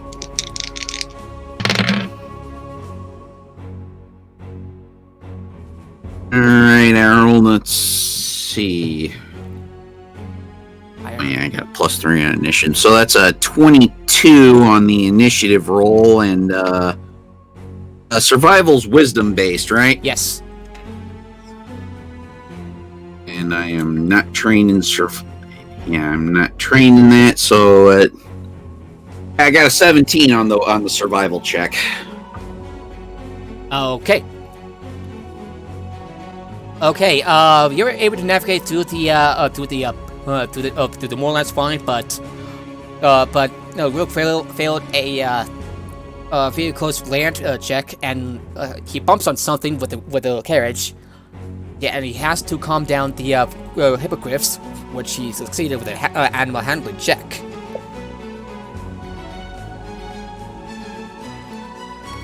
As for the rest, the beacons each will roll one roll to 15, and Celeste roll initiative. And another roll to 22. I did. I rolled a 19. I got a +3 to initiative, so that's 22 all day. Oh, one of these strange beacons rolled a 29. Holy shit! And this escort rolls an 11. They have quite the initiative bonus. Yeah, Lonnie, what you roll for initiative? The attack of the low rolls. I got an 8, a 5 + 3. Oof. Iron Chief? We need to roll. What did I need to roll again? Initiative. I got lost. Initiative. Didn't I roll that? I Yeah, what would you rolled a 14. Total 14? Yeah. Total. Alrighty. Oh, this is gonna get ugly. Yeah, so Celeste, once I'll repeat the narration. While so trekking through the mists of the moorland, you came upon what seems to be a lightning rail route, even though by all accounts it shouldn't be there. Standing ahead at the seemingly abandoned station is an elderly male human wearing house-oriented colors. As you approach, his color distorts as he says, "Tickets, please." His features twist in agony, his body coalesces into a growing fog that swirls in patterns of the market passage. Surrounding this amorphous figure are several floating lanterns glowing with haunting green lights. A green skull shines from each of them where flames should be, and which trails behind them. It makes sense that Lonnie's initiative would be low in this. She's disappointed that they decided to attack now instead of due for a build-up of getting us on the train first. Mildly disappointed. Oh, come on, it's not the time for that. It's a fight. Alrighty, so it's now one of the beacons.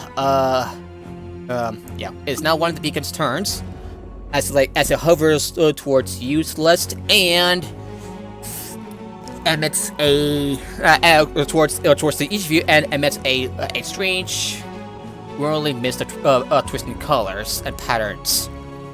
I would like each of you. I would like Celeste, Iron Chief, Lonnie, and Kate roll a wisdom save. A wisdom save, okay. And that would be... I can't remember the last time we two. These. Do we consider these a magical effect? I would consider them magical, yes. And we got a dirty 20. Celeste? Kate? 21. Sorry, what? Yeah, wisdom, right? Wisdom, yes. Yeah, wisdom. Yeah, I got a 22, 16. natural I got a 20. 16. Yeah, I got a 16. Alrighty, you managed to resist whatever mist that is emanating from this beacon.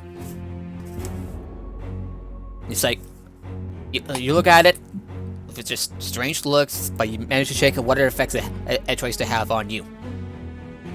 Oh, and Celeste, earlier, since you succeeded on your saving throw, you succeeded on the survival check, you take 5 points of psychic damage because of the oppressive nature of the Moorlands. Moorland. So you're at 54 hit points. Wait, Yeah, this is a harsh land.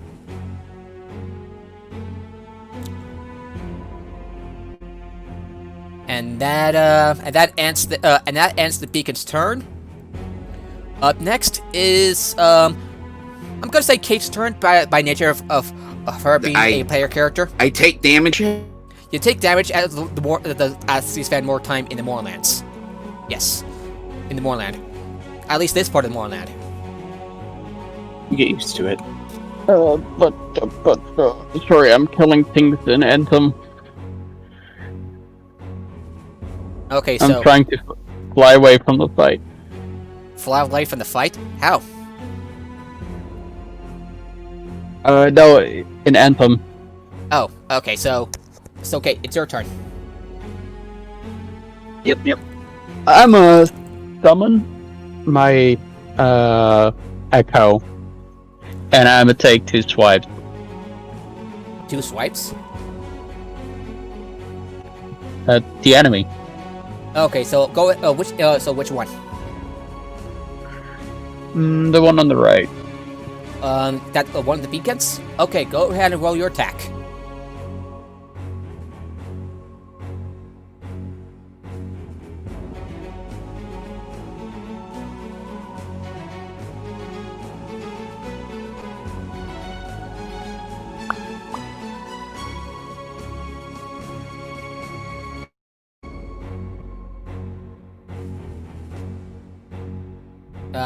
Kate, are you there?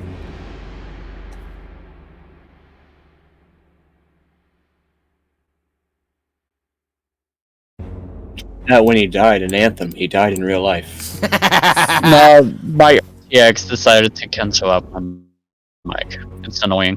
Oh, I know. Yeah. Right. So, A 21. all right. So 21. Let me take a look at the thing. 21 hits. 11 damage. 11 damage. The skull beacon rattles as you strike at it. It seems to be cracking in 2. Alright. Take a second swipe. Go ahead and roll your attack.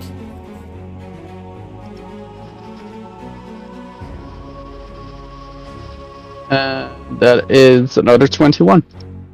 That also hits. Right. That's... Hold up. It's 11 points of damage. With another strike of your sword, you shatter the beacon and it crumbles into dust. Nice. And my Echo walks up to the other creature, but stays out of weapon range. Okay. The other thing. And that's their turn? That's the turn. Yeah.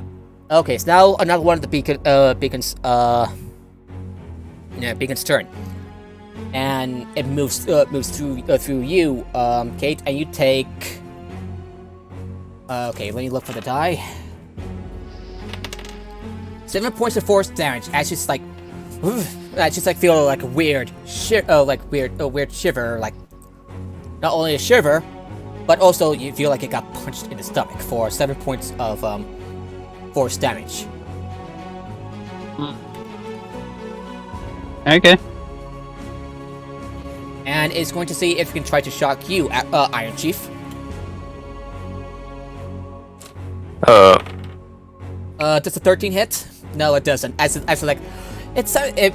builds up like sort of lightning from its maw, and then zoop, zips across and tries to hit you, but you duck in time. It deflects off. Did it Oh, it move didn't. 5 feet away from my Echo? No, it's not near your. It's near one of the other beacons. So, Okay.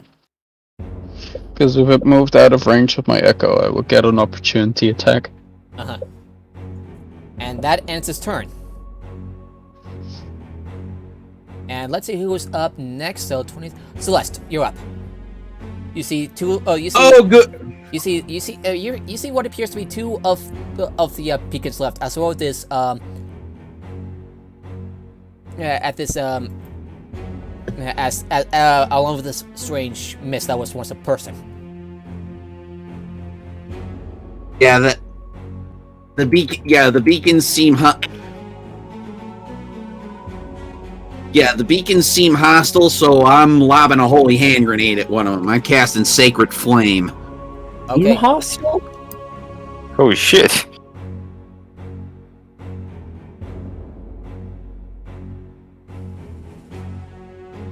Alright. For being a Divine Soul Sorcerer.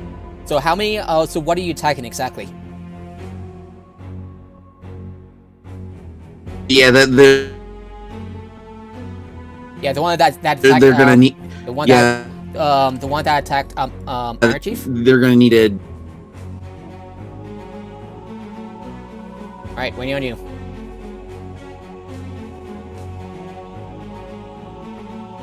Okay.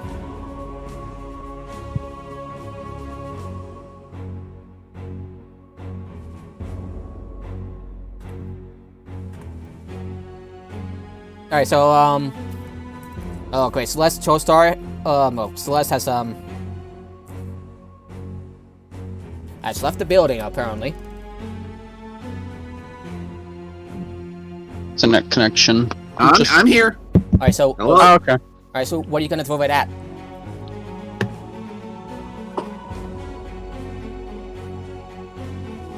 Yeah. Oh. Okay. Yeah.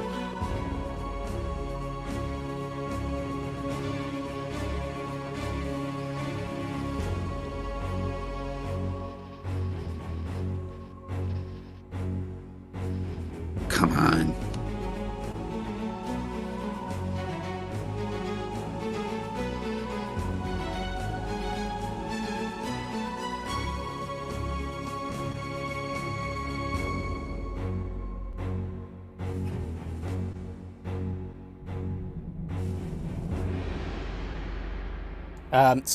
Celeste, is something going on? I'm still here. Like I said, I'm can't. But what are you casting Sacred Flame on exactly? The beacon that attacked Iron Chief. Alrighty. Do you have to roll attack, or do I need to roll for anything? No, the target has to succeed on a. They roll for Dex, and 11.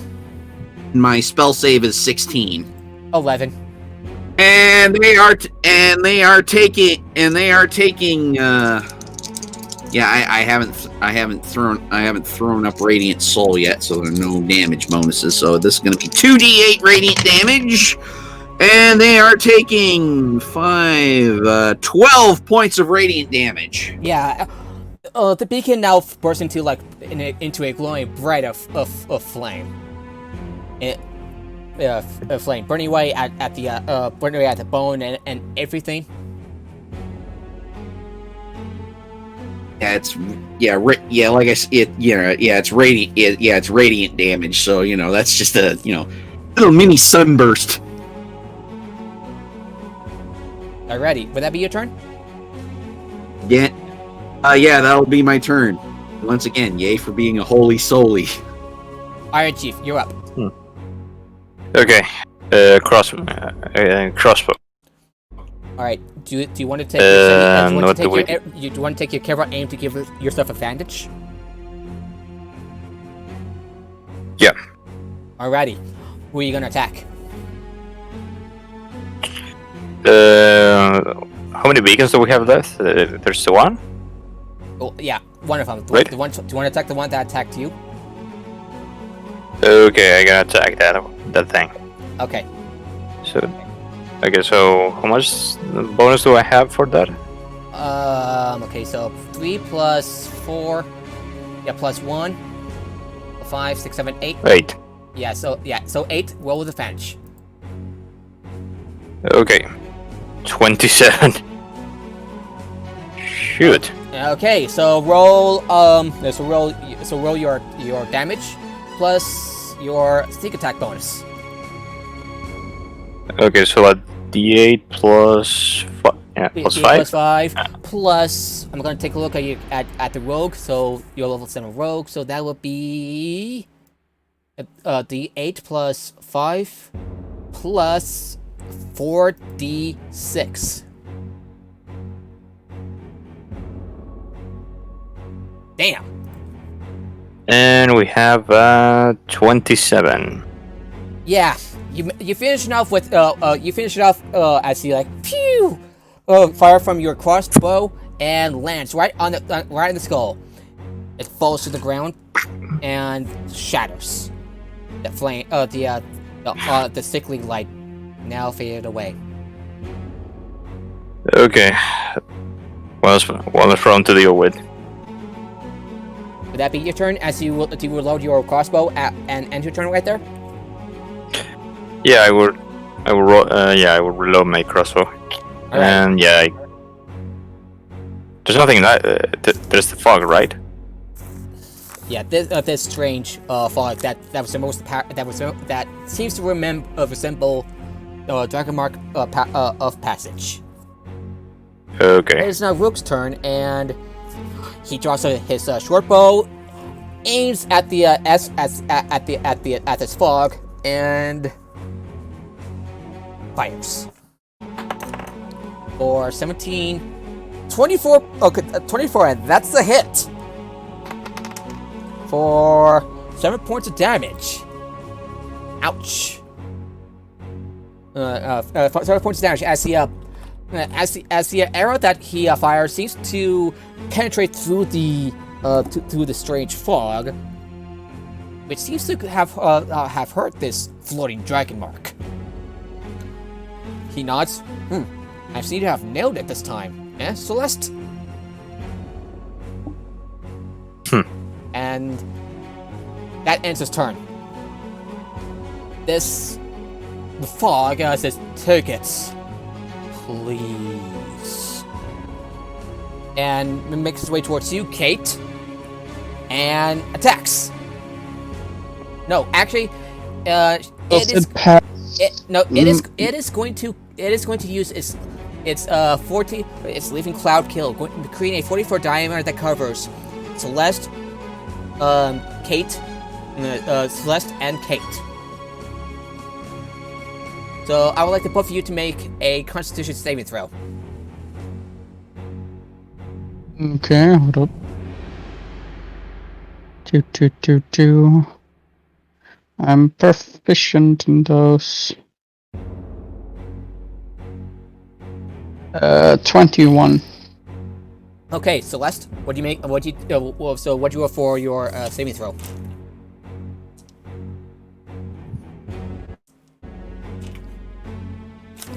Celeste?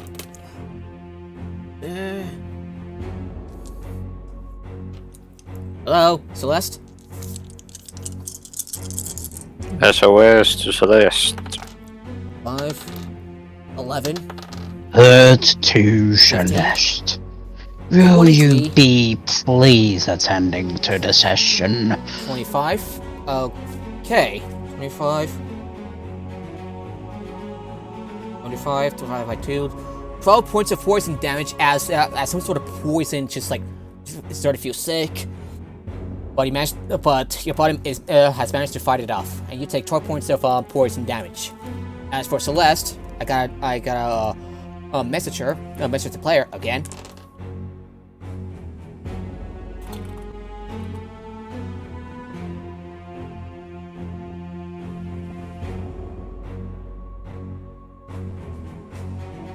And I have to ping Celeste again.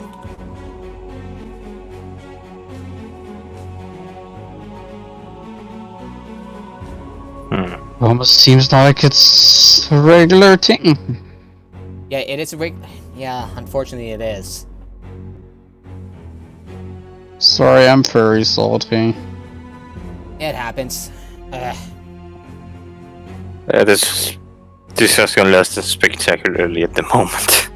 Yeah, All right, sorry guys, I'm getting pulled in several different directions at once here. Roll Constitution saving throw as this fog casts Cloud Shield on you.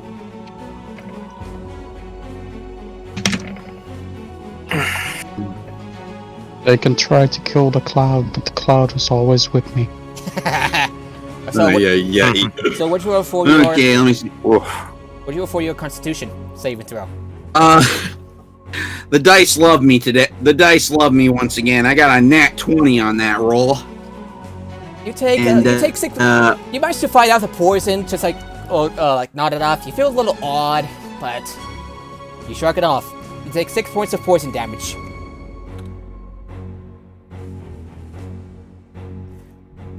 Does anyone get that? Yeah. Yeah, 6 points of poison damage. Yes. Poison damage, but yeah, that was a grand. Yeah, that was a grand total of 26 on that Constitution save. Since I have a +6 Constitution save. Nice, same. And I'm a fighter. That and that ends his turn as he stands between each of you. Lonnie, you're up. Alright, this will be very simple. I move up, and to further slant things in our favor, I take out my little book, I wiggle my fingers, and I cast Bless on myself and on the other 3 characters that have players behind them. That'll be Celeste, Iron Chief, and Kate. Yeah. Hey, a D4 to my attacks.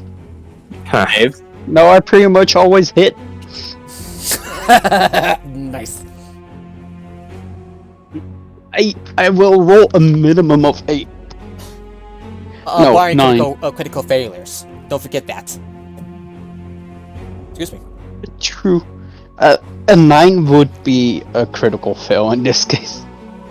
Yeah. Oof. Well, fingers crossed you roll well. So, is that your turn? I'm pretty sure I will. That'll be my turn, because I had to move up a bit before I could cast on them since they had moved up. Yeah. But yeah, that's all I really need to do right now. More baking seems to manifest out of nowhere, and they start to roll initiative, and they rolled. Ooh, one of them rolled a 24. The other rolled a 20, 20, and the third one rolled a 14. Okay, no, one of the beacons. One of the beacons tries to approaches. If they pass my echo, they're gonna take an attack. It's going to. You know about the saying, lightning doesn't strike the same spot twice. It's going to attack. It's going to attack you, Iron Chief, with this shock. Oh. And does an 18 hit? Yeah, it does. And you take. It's over my armor class. 6 points of lightning damage as you feel like or feel short of lightning. So it's like. That's doubly so for a metal person. So that's 71 at the moment, right? 66. 66. And that ends his turn. Alrighty, Kate, you're up. Alright. Another one of the beacons is up next, and it's going to, and although you can't see it until it starts to zap you, Kate, and misses. Where does it come from? It's invisible. It was like close to this strange. Within 10 feet of me, I will be able to see it. Yeah, you or see it. Sense it. Yeah, you sense it as you do so. It zaps you, and with an attack of 10, misses. Oh, definitely misses. Yeah, it's your turn now. I'm pissed, and both me and my echo woke up to it as I look at it. It's like, you fucked up. Oh, and by the way, roll another Constitution saving throw. 4? You're still in the cloud kill. That's because I started my turn in it. Yes, you started your turn and you're close to this fog thing. 19. You managed to fight through this cloud kill as you take. Oh, Don't you, with an area effect, don't you just take damage when you start your turn in it? Or am I wrong? Yeah, you take damage, but it varies on whether or not you sleep on the saving throw. So 8, 14, 15, 16, 17, another 25, so another 12 points of poison damage. I'ma fuck this thing up and I'ma get out of this mist. Alrighty. So I'ma roll 3 times because I'ma use a flourish from my echo. Flourish, let me check. It's a special ability. Yeah, I unleash the rage from my echo and they get to attack from their point as I take an attack action. Alright, so First roll, dirty 20. that's you're gonna attack which one again? The one close that tried to set me and I'd step outside of the mist. Alrighty. That's a 20, right? That hits. Okay. Second to hit will be a 25, so that hits. Yes, that also hits. And a natural 20. Against whom? The same thing. Alrighty, that okay, roll your damage for each. So...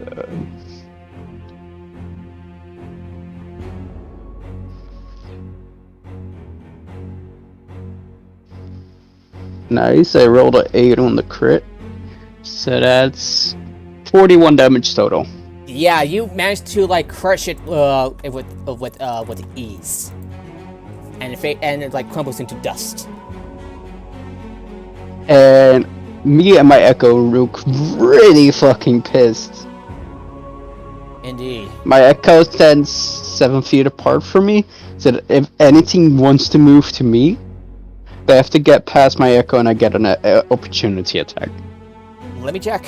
I can take opportunity attacks from my echo's position if they move outside of the range of my echo. Alrighty.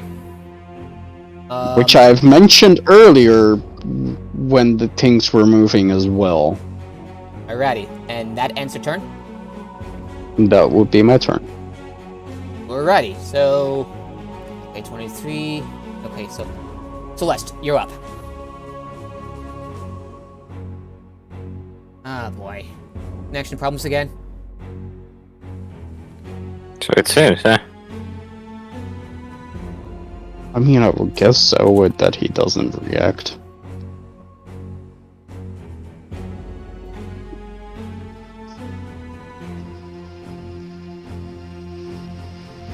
Not that I had straight A's in math and physics, but that seems to be the conclusion.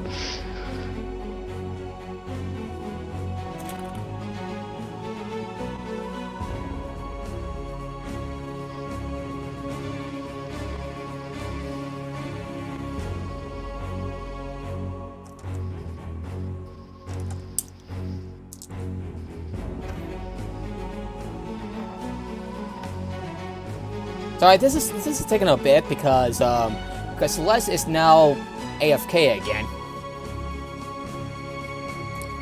You already concluded that. I know. Well, I'm not. I'm good at making sure I am at the keyboard, but Celeste is quite good at being AFK. Needs to be a talent of hers. The character, and the player seems to be pretty good at being AFK. Oh boy. But I will skip to the next person instead of wait around till Yeah, they and come well, back. she's just going to use Ray of Frost. Ray of Frost on. As a matter of fact, she's going to roll a Constitution saving throw. Rolls a 19, makes it. So she roll. So she goes for 6, 7, 9, 12, 13, 18, so 9 points of poison damage. Oof. This is not looking good for her, so she's at 39 hit points, and she's going to cast a Ray of Frost on this mist. And she's going to do natural 20! She rolled a nat 20 on the Ray of Frost. Nice, huh? And she rolled a 8, 11, 22 points of cold damage. As like snowflakes start to build up all around the all around this strange mist. And she gets out and she ends her turn with getting out of the mist, out of the fog on her turn. Lonnie, I believe your turn. It's your turn now. No, Alright. Iron Chief. Sorry, Iron Chief. Okay, so the mist is left. Okay. Yes, it is. Okay. So shoot again with my crossbow. Go ahead, and you can use your careful aim to give yourself advantage. I do that. Alrighty, which one are you going to attack? I mean the mist. Sorry, I got. There's like I don't understand. 3 beacons. Yeah, there are like 3 beacons like floating nearby, near this mist, and there's the mist itself. Which one are you? I'm gonna shoot the mist. I'm gonna shoot the mist. Alrighty, roll with advantage. Okay, 15. That hits. Did you roll with advantage? Yeah. That hits barely. So go ahead and roll D8 plus 5 plus 4 D6. Okay.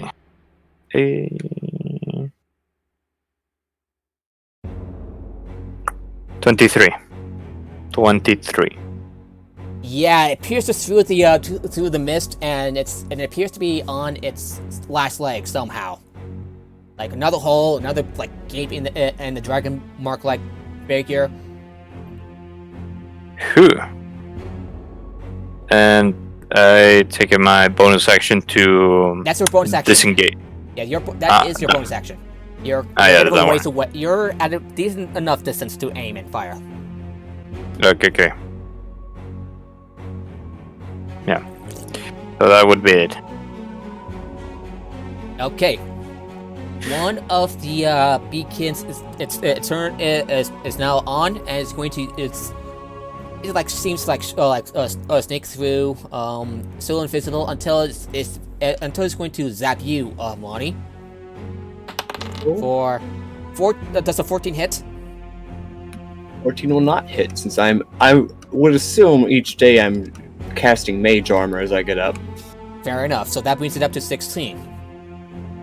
Yeah, that brings it up to 16, and the light just like bounces off your armor like a bullet bouncing off of Superman.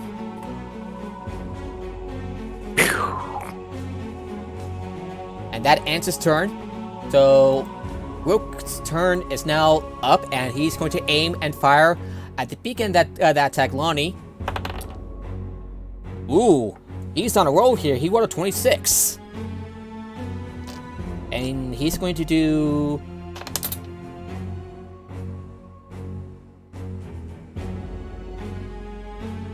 Oh, shit. Okay, so 2, 6, 3 points of piercing damage, because I just forgot.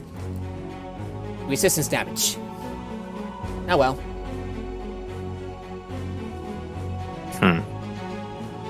And that ends his turn. I see like grins his smile, showing his maw, his toothy maw.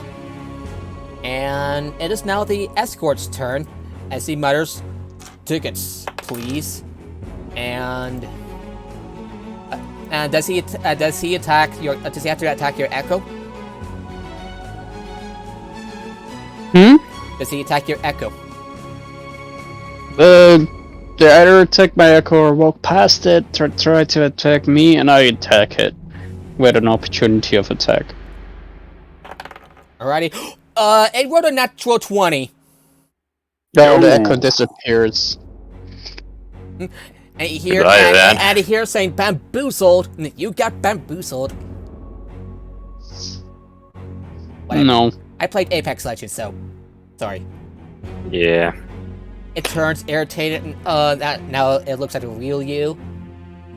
Clark's over to you, and There's a real big smirk on my face, but they wasted their attack on the Echo. and attacks you. Hey, Dirk! Hey there! It's good to see you. And it's going to attack you with its Ticket Ripper. Does a 15 hit? Oh. And yeah, it lifts up its Ticket Ripper and strikes at you, but you deflect it easily with your shield. Yeah, it's a good thing it's a natural 20 on the Echo, against the Echo, because otherwise... Oh yeah, I have my Echo on the next turn anyway. I yeah. can summon it as a bonus action. Lonnie, it's now your turn. Oh, good. I'm going to maintain Bless, and then I'm going to go ahead and let's say the one against the gobbledygook, the floating scully thing. I'm going to cast Sacred Flame on that, so they can go ahead and make themselves a Dexterity save against a save DC of 17. Alrighty, you rolled a 16 on the on one of the beacons. All right, then that'll be 14 radiant damage. Oof! It starts at the bone on its skull, and everything starts to blacken, starting to crumble apart.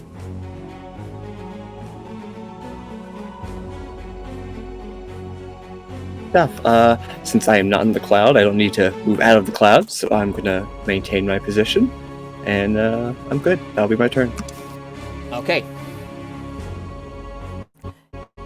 Yeah, Kate, your turn. Yeah, no. One of the beacons is going to see if it can use another instance of its lightning against Wilk. And rolls a 23. You got zapped. Hard. You get zapped. You got zapped hard for 11 points of lightning damage. He's now at 60 hit points. 5 from the psychic damage of the Moorland.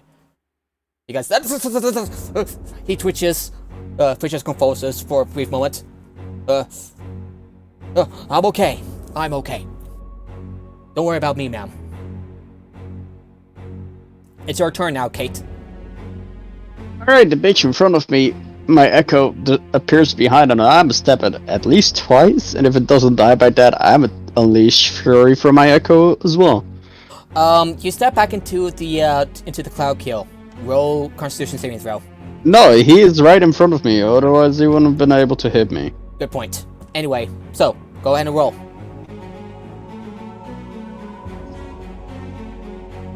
Uh, 22. That's a hit. 25 to hit as well. That's also a hit. So, do those two first. That is 12. That is... fuck, I need to do math. Math is hard, yes? That is... 21? Ooh. That kill... yeah. Your final strike... 25 total. Yeah, final strike of your sword. And dissipates as you cut it down. Leave behind. Back. What did I miss? Like that, bitch. Yeah. You would Kill the frog. Yeah, but you still have to deal with the beacons. Oh shit. So, would that be your turn, Kate? That is my turn. I used my action and my bonus action. Celeste, your turn is up. You are 39 hit points. Of course she's been taking damage. You're out of the mist. You're out of the fog though, and the cloud kill fog dissipates as well.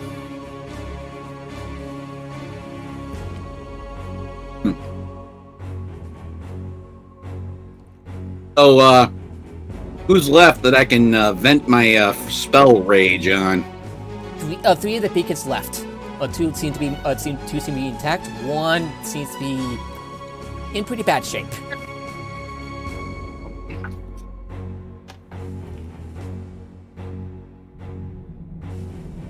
Hmm. All You know right. what? Yeah, to hell with it. I'm targeting one of the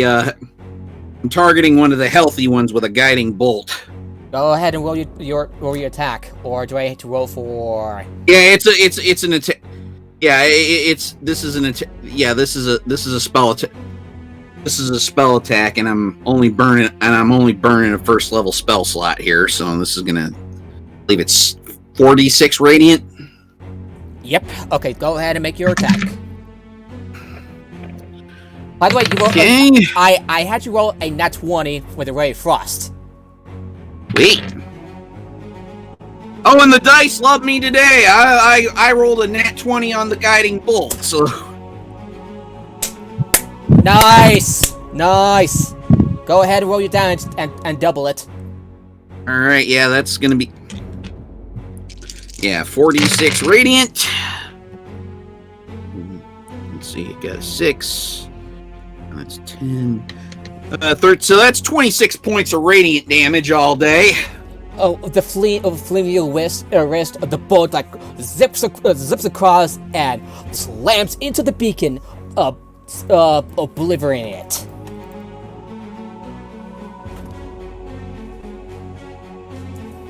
Nice job. We got 2 more beacons left. And after that little kamehameha, that'll be my turn. Iron Chief, you're up. Okay. I target one of the beacons. The one. I don't think there's a. Is there a healthy beacon or not? One healthy and one not so healthy. One that seems to be. I'm gonna target the. Right, go ahead. I'm gonna target are you attacking the one that's near the death? healthy one. Okay. Yeah. Are you going to will you use your bonus action to take careful aim? No. My modifier still at 8, or does it reverse to, I don't know, 5? Yeah, it's 5. 8. It's 8. You just take aim and fire. Okay. 21. That hits. Roll d8 plus 5. And I rolled an 8. Yeah. Yes, I need to roll the d6, right? No, you didn't use your careful aim, so no sneak attack. Okay. Would you like to make your movement or your bonus action? Or are you good?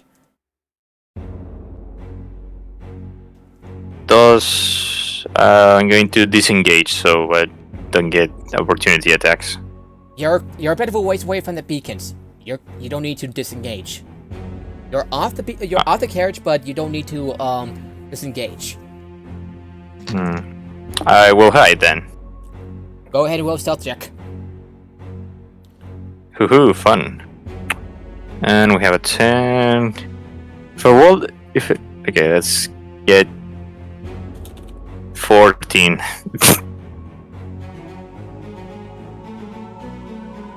Would I heal from an actions from second wind?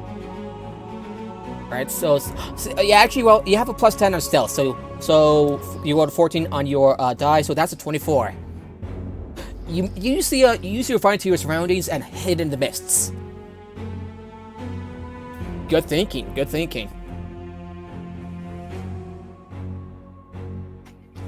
None of you had any idea where Iron Chief is at exactly. You could be hiding out in parts of the mist somewhere, but you're close nearby. That be your turn? Yes.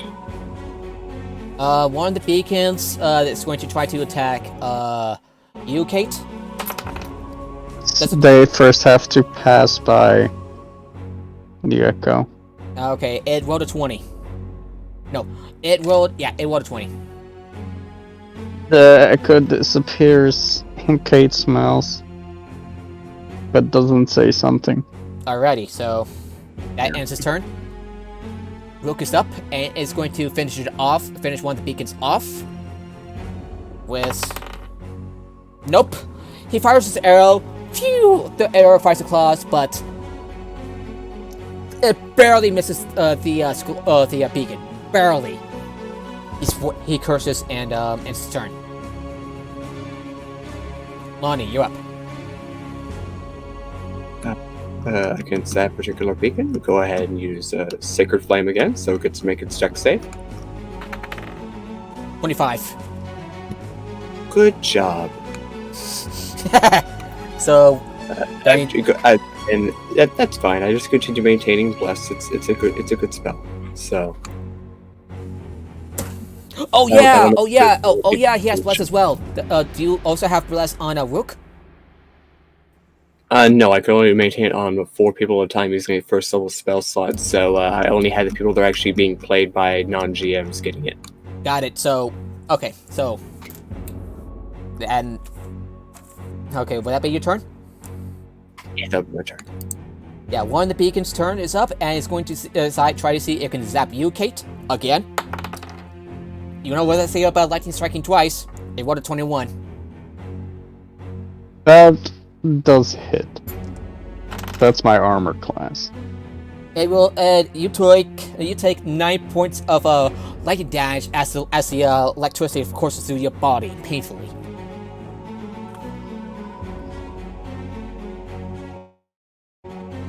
And that ends his turn. Kate? Fucking pissed at it. And I throw a fucking battle axe in its face. Roll your attack. And I draw 20. Go ahead and roll your damage and double that. Barring your ability modifier. 20 points of damage. You smash it down into pieces, and it dissipates into dust. You have one more beacon left. My echo walks over to it and takes a swipe at it. Go ahead and roll your attack.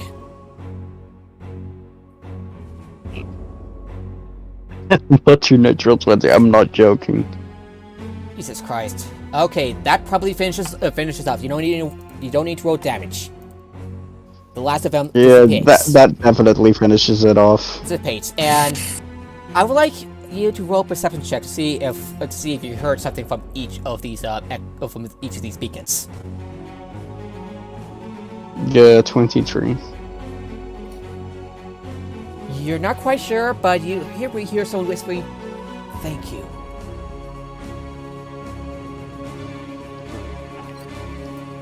Would I heal if I took a bonus action, second wind?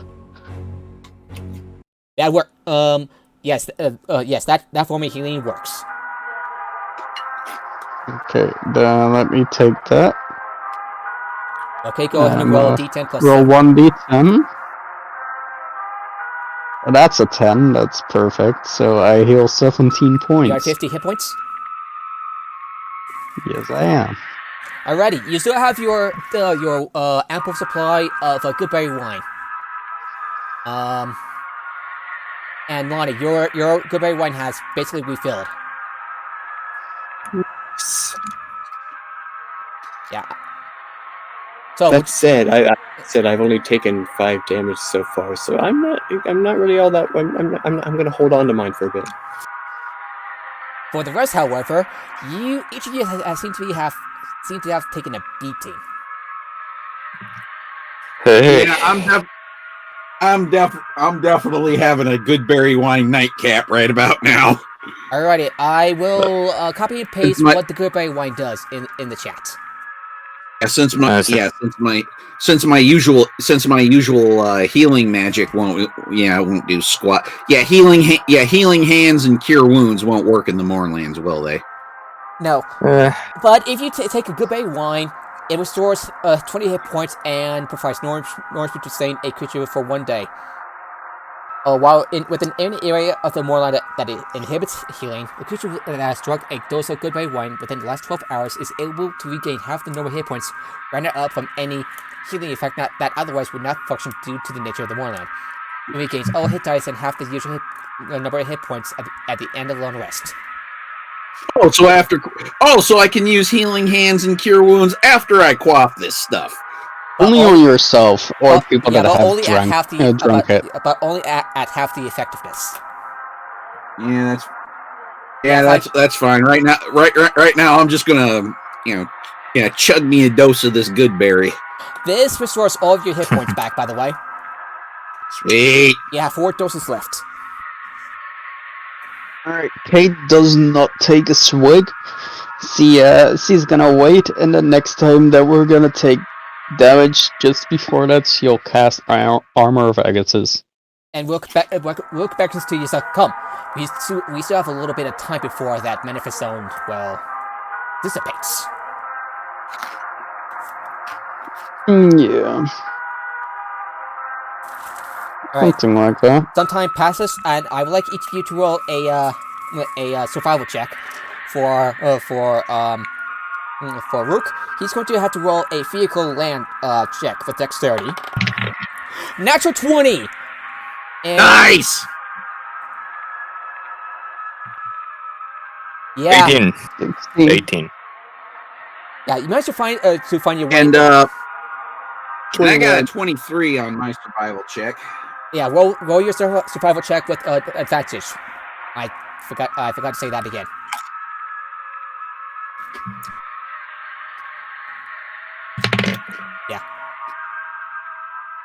Yeah. However, Yeah, I'm gonna go with. yeah, the clouds. Yeah, I'm gonna go with the 18, so it's still a 23 for my survival check. However, the toll of the Moorland the toll of the Moorland still burns you, and each of you take 5 points of psychic damage. I take none, they get negated by your Armor of Agathis. Okay, that's actually kind of clever. Kate is a very clever person. Cool. He had to say it. However, as the journey continues onward, the cloud above and behind it begins to darken quickly. The sky opens up and it begins to rain. Or is that hail? Lonnie, you recognize what it is, and you recognize those tiny projectiles hurling toward you are teeth, humanoid and otherwise. Lonnie is overjoyed, but goes ahead and tells Relatia to, not be out in it. So, Kate and Lonnie, you're already inside the carriage with the others, so you don't need to take any damage. Celeste, Am I able to take a short rest in the carriage? Sure, that'll work. Kate and Iron Chief, Celeste, and Rook will have to make a dexterity saving throw. Okay. Unfortunately, In Rook did not make it on his X save, and he takes a point of piercing damage as rain just trickles on his scales. 14. 14. Yeah, it bounces off you harmlessly, Chief. I got a 20. I got a 22 on my dex. You just swat the teeth like it's nothing. Right. Oh yeah. Yeah, that could work. I mean, third level monks get deflect missiles, so. So yeah, whatever oncoming projectiles. Yeah.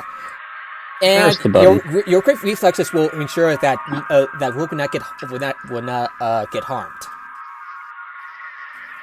Do you tell him to drive that faster? Faster, must go faster. He nods, and you have to roll his tool check, but with advantage because of the speed and how difficult the train scheme is becoming. Unfortunately, he rolled a 9, and the carriage starts to tumble over. Oh god. And Eberron's on the side. Each of you taking. I'm sorry. Okay. I'm going to roll for damage as each of you take 2 points of bludgeoning damage as the As Can I the make a carriage- deck save? Go ahead. Just Each of you see if I- make another deck save as you brace for the carriage to tumble. if that's something you see come. Natural 20. I think I'll be fine. Yeah, Kate. Kate, with your quick thinking, you managed to make sure you warn the others to for a heads up, negating the damage as it tumbles over. Iron Chief, Celeste, roll a deck save. Okay. And we roll again. Oh, 11. 11. You 18. 11. yeah, Celeste, you managed to roll about just fine. You're taking about a point of bludgeoning damage. Iron Chief, you take 2 points of bludgeoning damage as well. And Rook takes 2 points of bludgeoning damage as well as you tumble off the carriage. Ouch. Idiots. The So how much health do I have now? 59. However, the Shoot. hypocrites start to panic as they try to break themselves free from the carriage and fly away in panic. Rook is going to try to roll an animal handling check. Would anyone want to try to help him? Yeah, That'll sure. be me. Alrighty, he rolls with advantage. He rolls a 25 as he quickly manages to calm down the hippogriffs before they fly away. Yeah, says if something- I if gotta the- go soon. Yeah. By the way. All right, and if the carriage, is the carriage knocked over? Because yes, it's Yeah. knocked over. yeah, Celeste is gonna summon her stand and try to right this thing. Yeah, you manage to get the carriage back up, and you continue on without further incident. Although the teeth rain continues to fall down on you, so Celeste, you take 3 points of piercing damage.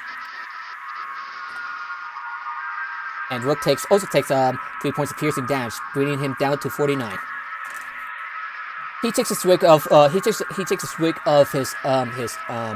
goodberry wine, bringing his hit points back up to 69. Yes, really. Alrighty, so as you gotta try to go. follow the directions on your map, you hear something big slithering away. Look ahead and see a 6-armed woman with a massive snake's trail for legs. You continue onward, closer to your destination. As you try to follow the directions on your map, you hear something big slithering away. You look on ahead and see a 6-armed woman with a massive snake's tail for legs, charging at you with a sword in each hand. Drawing yourself closer, however, you will hear the sharp whistle of a lightning rail.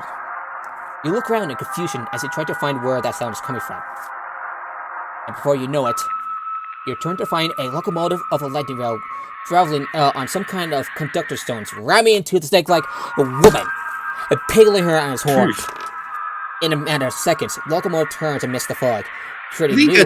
I think a 21 on an Arcana check would tell Celeste the same thing I know, that the 6-armed snake lady is a Merilith. Yeah, pretty new rails ahead of it as it turns towards you. Spectral lights emitted a hellish red at the front, resembling a frenzied face with a clear intent to kill. It is coming for you. And fast. And it looks like we will have to end this for today. Cliffhanger, as this frightened looking rail charges at you. And next time we fight Doom Train. Doom Train. Wait, do we need to fight that train? Yeah, you're gonna find a Oh, train come on. next. You're gonna find a train next. I'm Yeah, done. yeah, okay. I'm not equipped for this. Am I shit. the only one? Yeah, am I the only one here who played Final Fantasy VIII? I thought it was Final I Fantasy just try to VI. forget. I thought it was Final Fantasy VI. I remember Doom using. Yeah, Doom Train was one of the guardian forces of Final Fantasy VIII. It is also Don't even at me. I like Final Fantasy VIII. I do remember fighting a train in Battlefield 1 and Valkyrie Chronicles 4. So But yeah, I had guns you don't- in that. You don't actually fight Doom Train in Final Fantasy VIII, but you know. Yeah, but yeah, sure, but I'm not equipped for this. I have a crossbow. A Big scary goddamn demon crossbow. train. So. So God damn it. we have to we end the session today. So, whew, that was a fun one. Indeed. Yeah, it was a bit janky, more than usual, but at least we got it. Mostly because of missing someone. Yeah. I can only hope that we can play it tomorrow. Yeah. Yeah. Yeah. Hopefully Freya's doing well. She's been I'm guessing she's been going through some things. I mean, in part it's because she was busy last time, and she was starting school, online school again. So yeah. Yeah, so we're going to be rating Ash Cat right now, so we'll be ending the stream. Whew, it was a little janky. I'm not very good at improvising, but I live and learn, huh? Yeah, at least Anyway. At least you'll learn. You'll know how to improvise better next time. I hope so. Sucking at something is the first step to being sort of good at something. But yeah. Like I said, I need apparatus for this thing. I cannot fight that damn train with a crossbow. At least you have a crossbow. Anyway, we'll be I'll be ending the stream like right about now. See you later, everyone. Okay. See ya.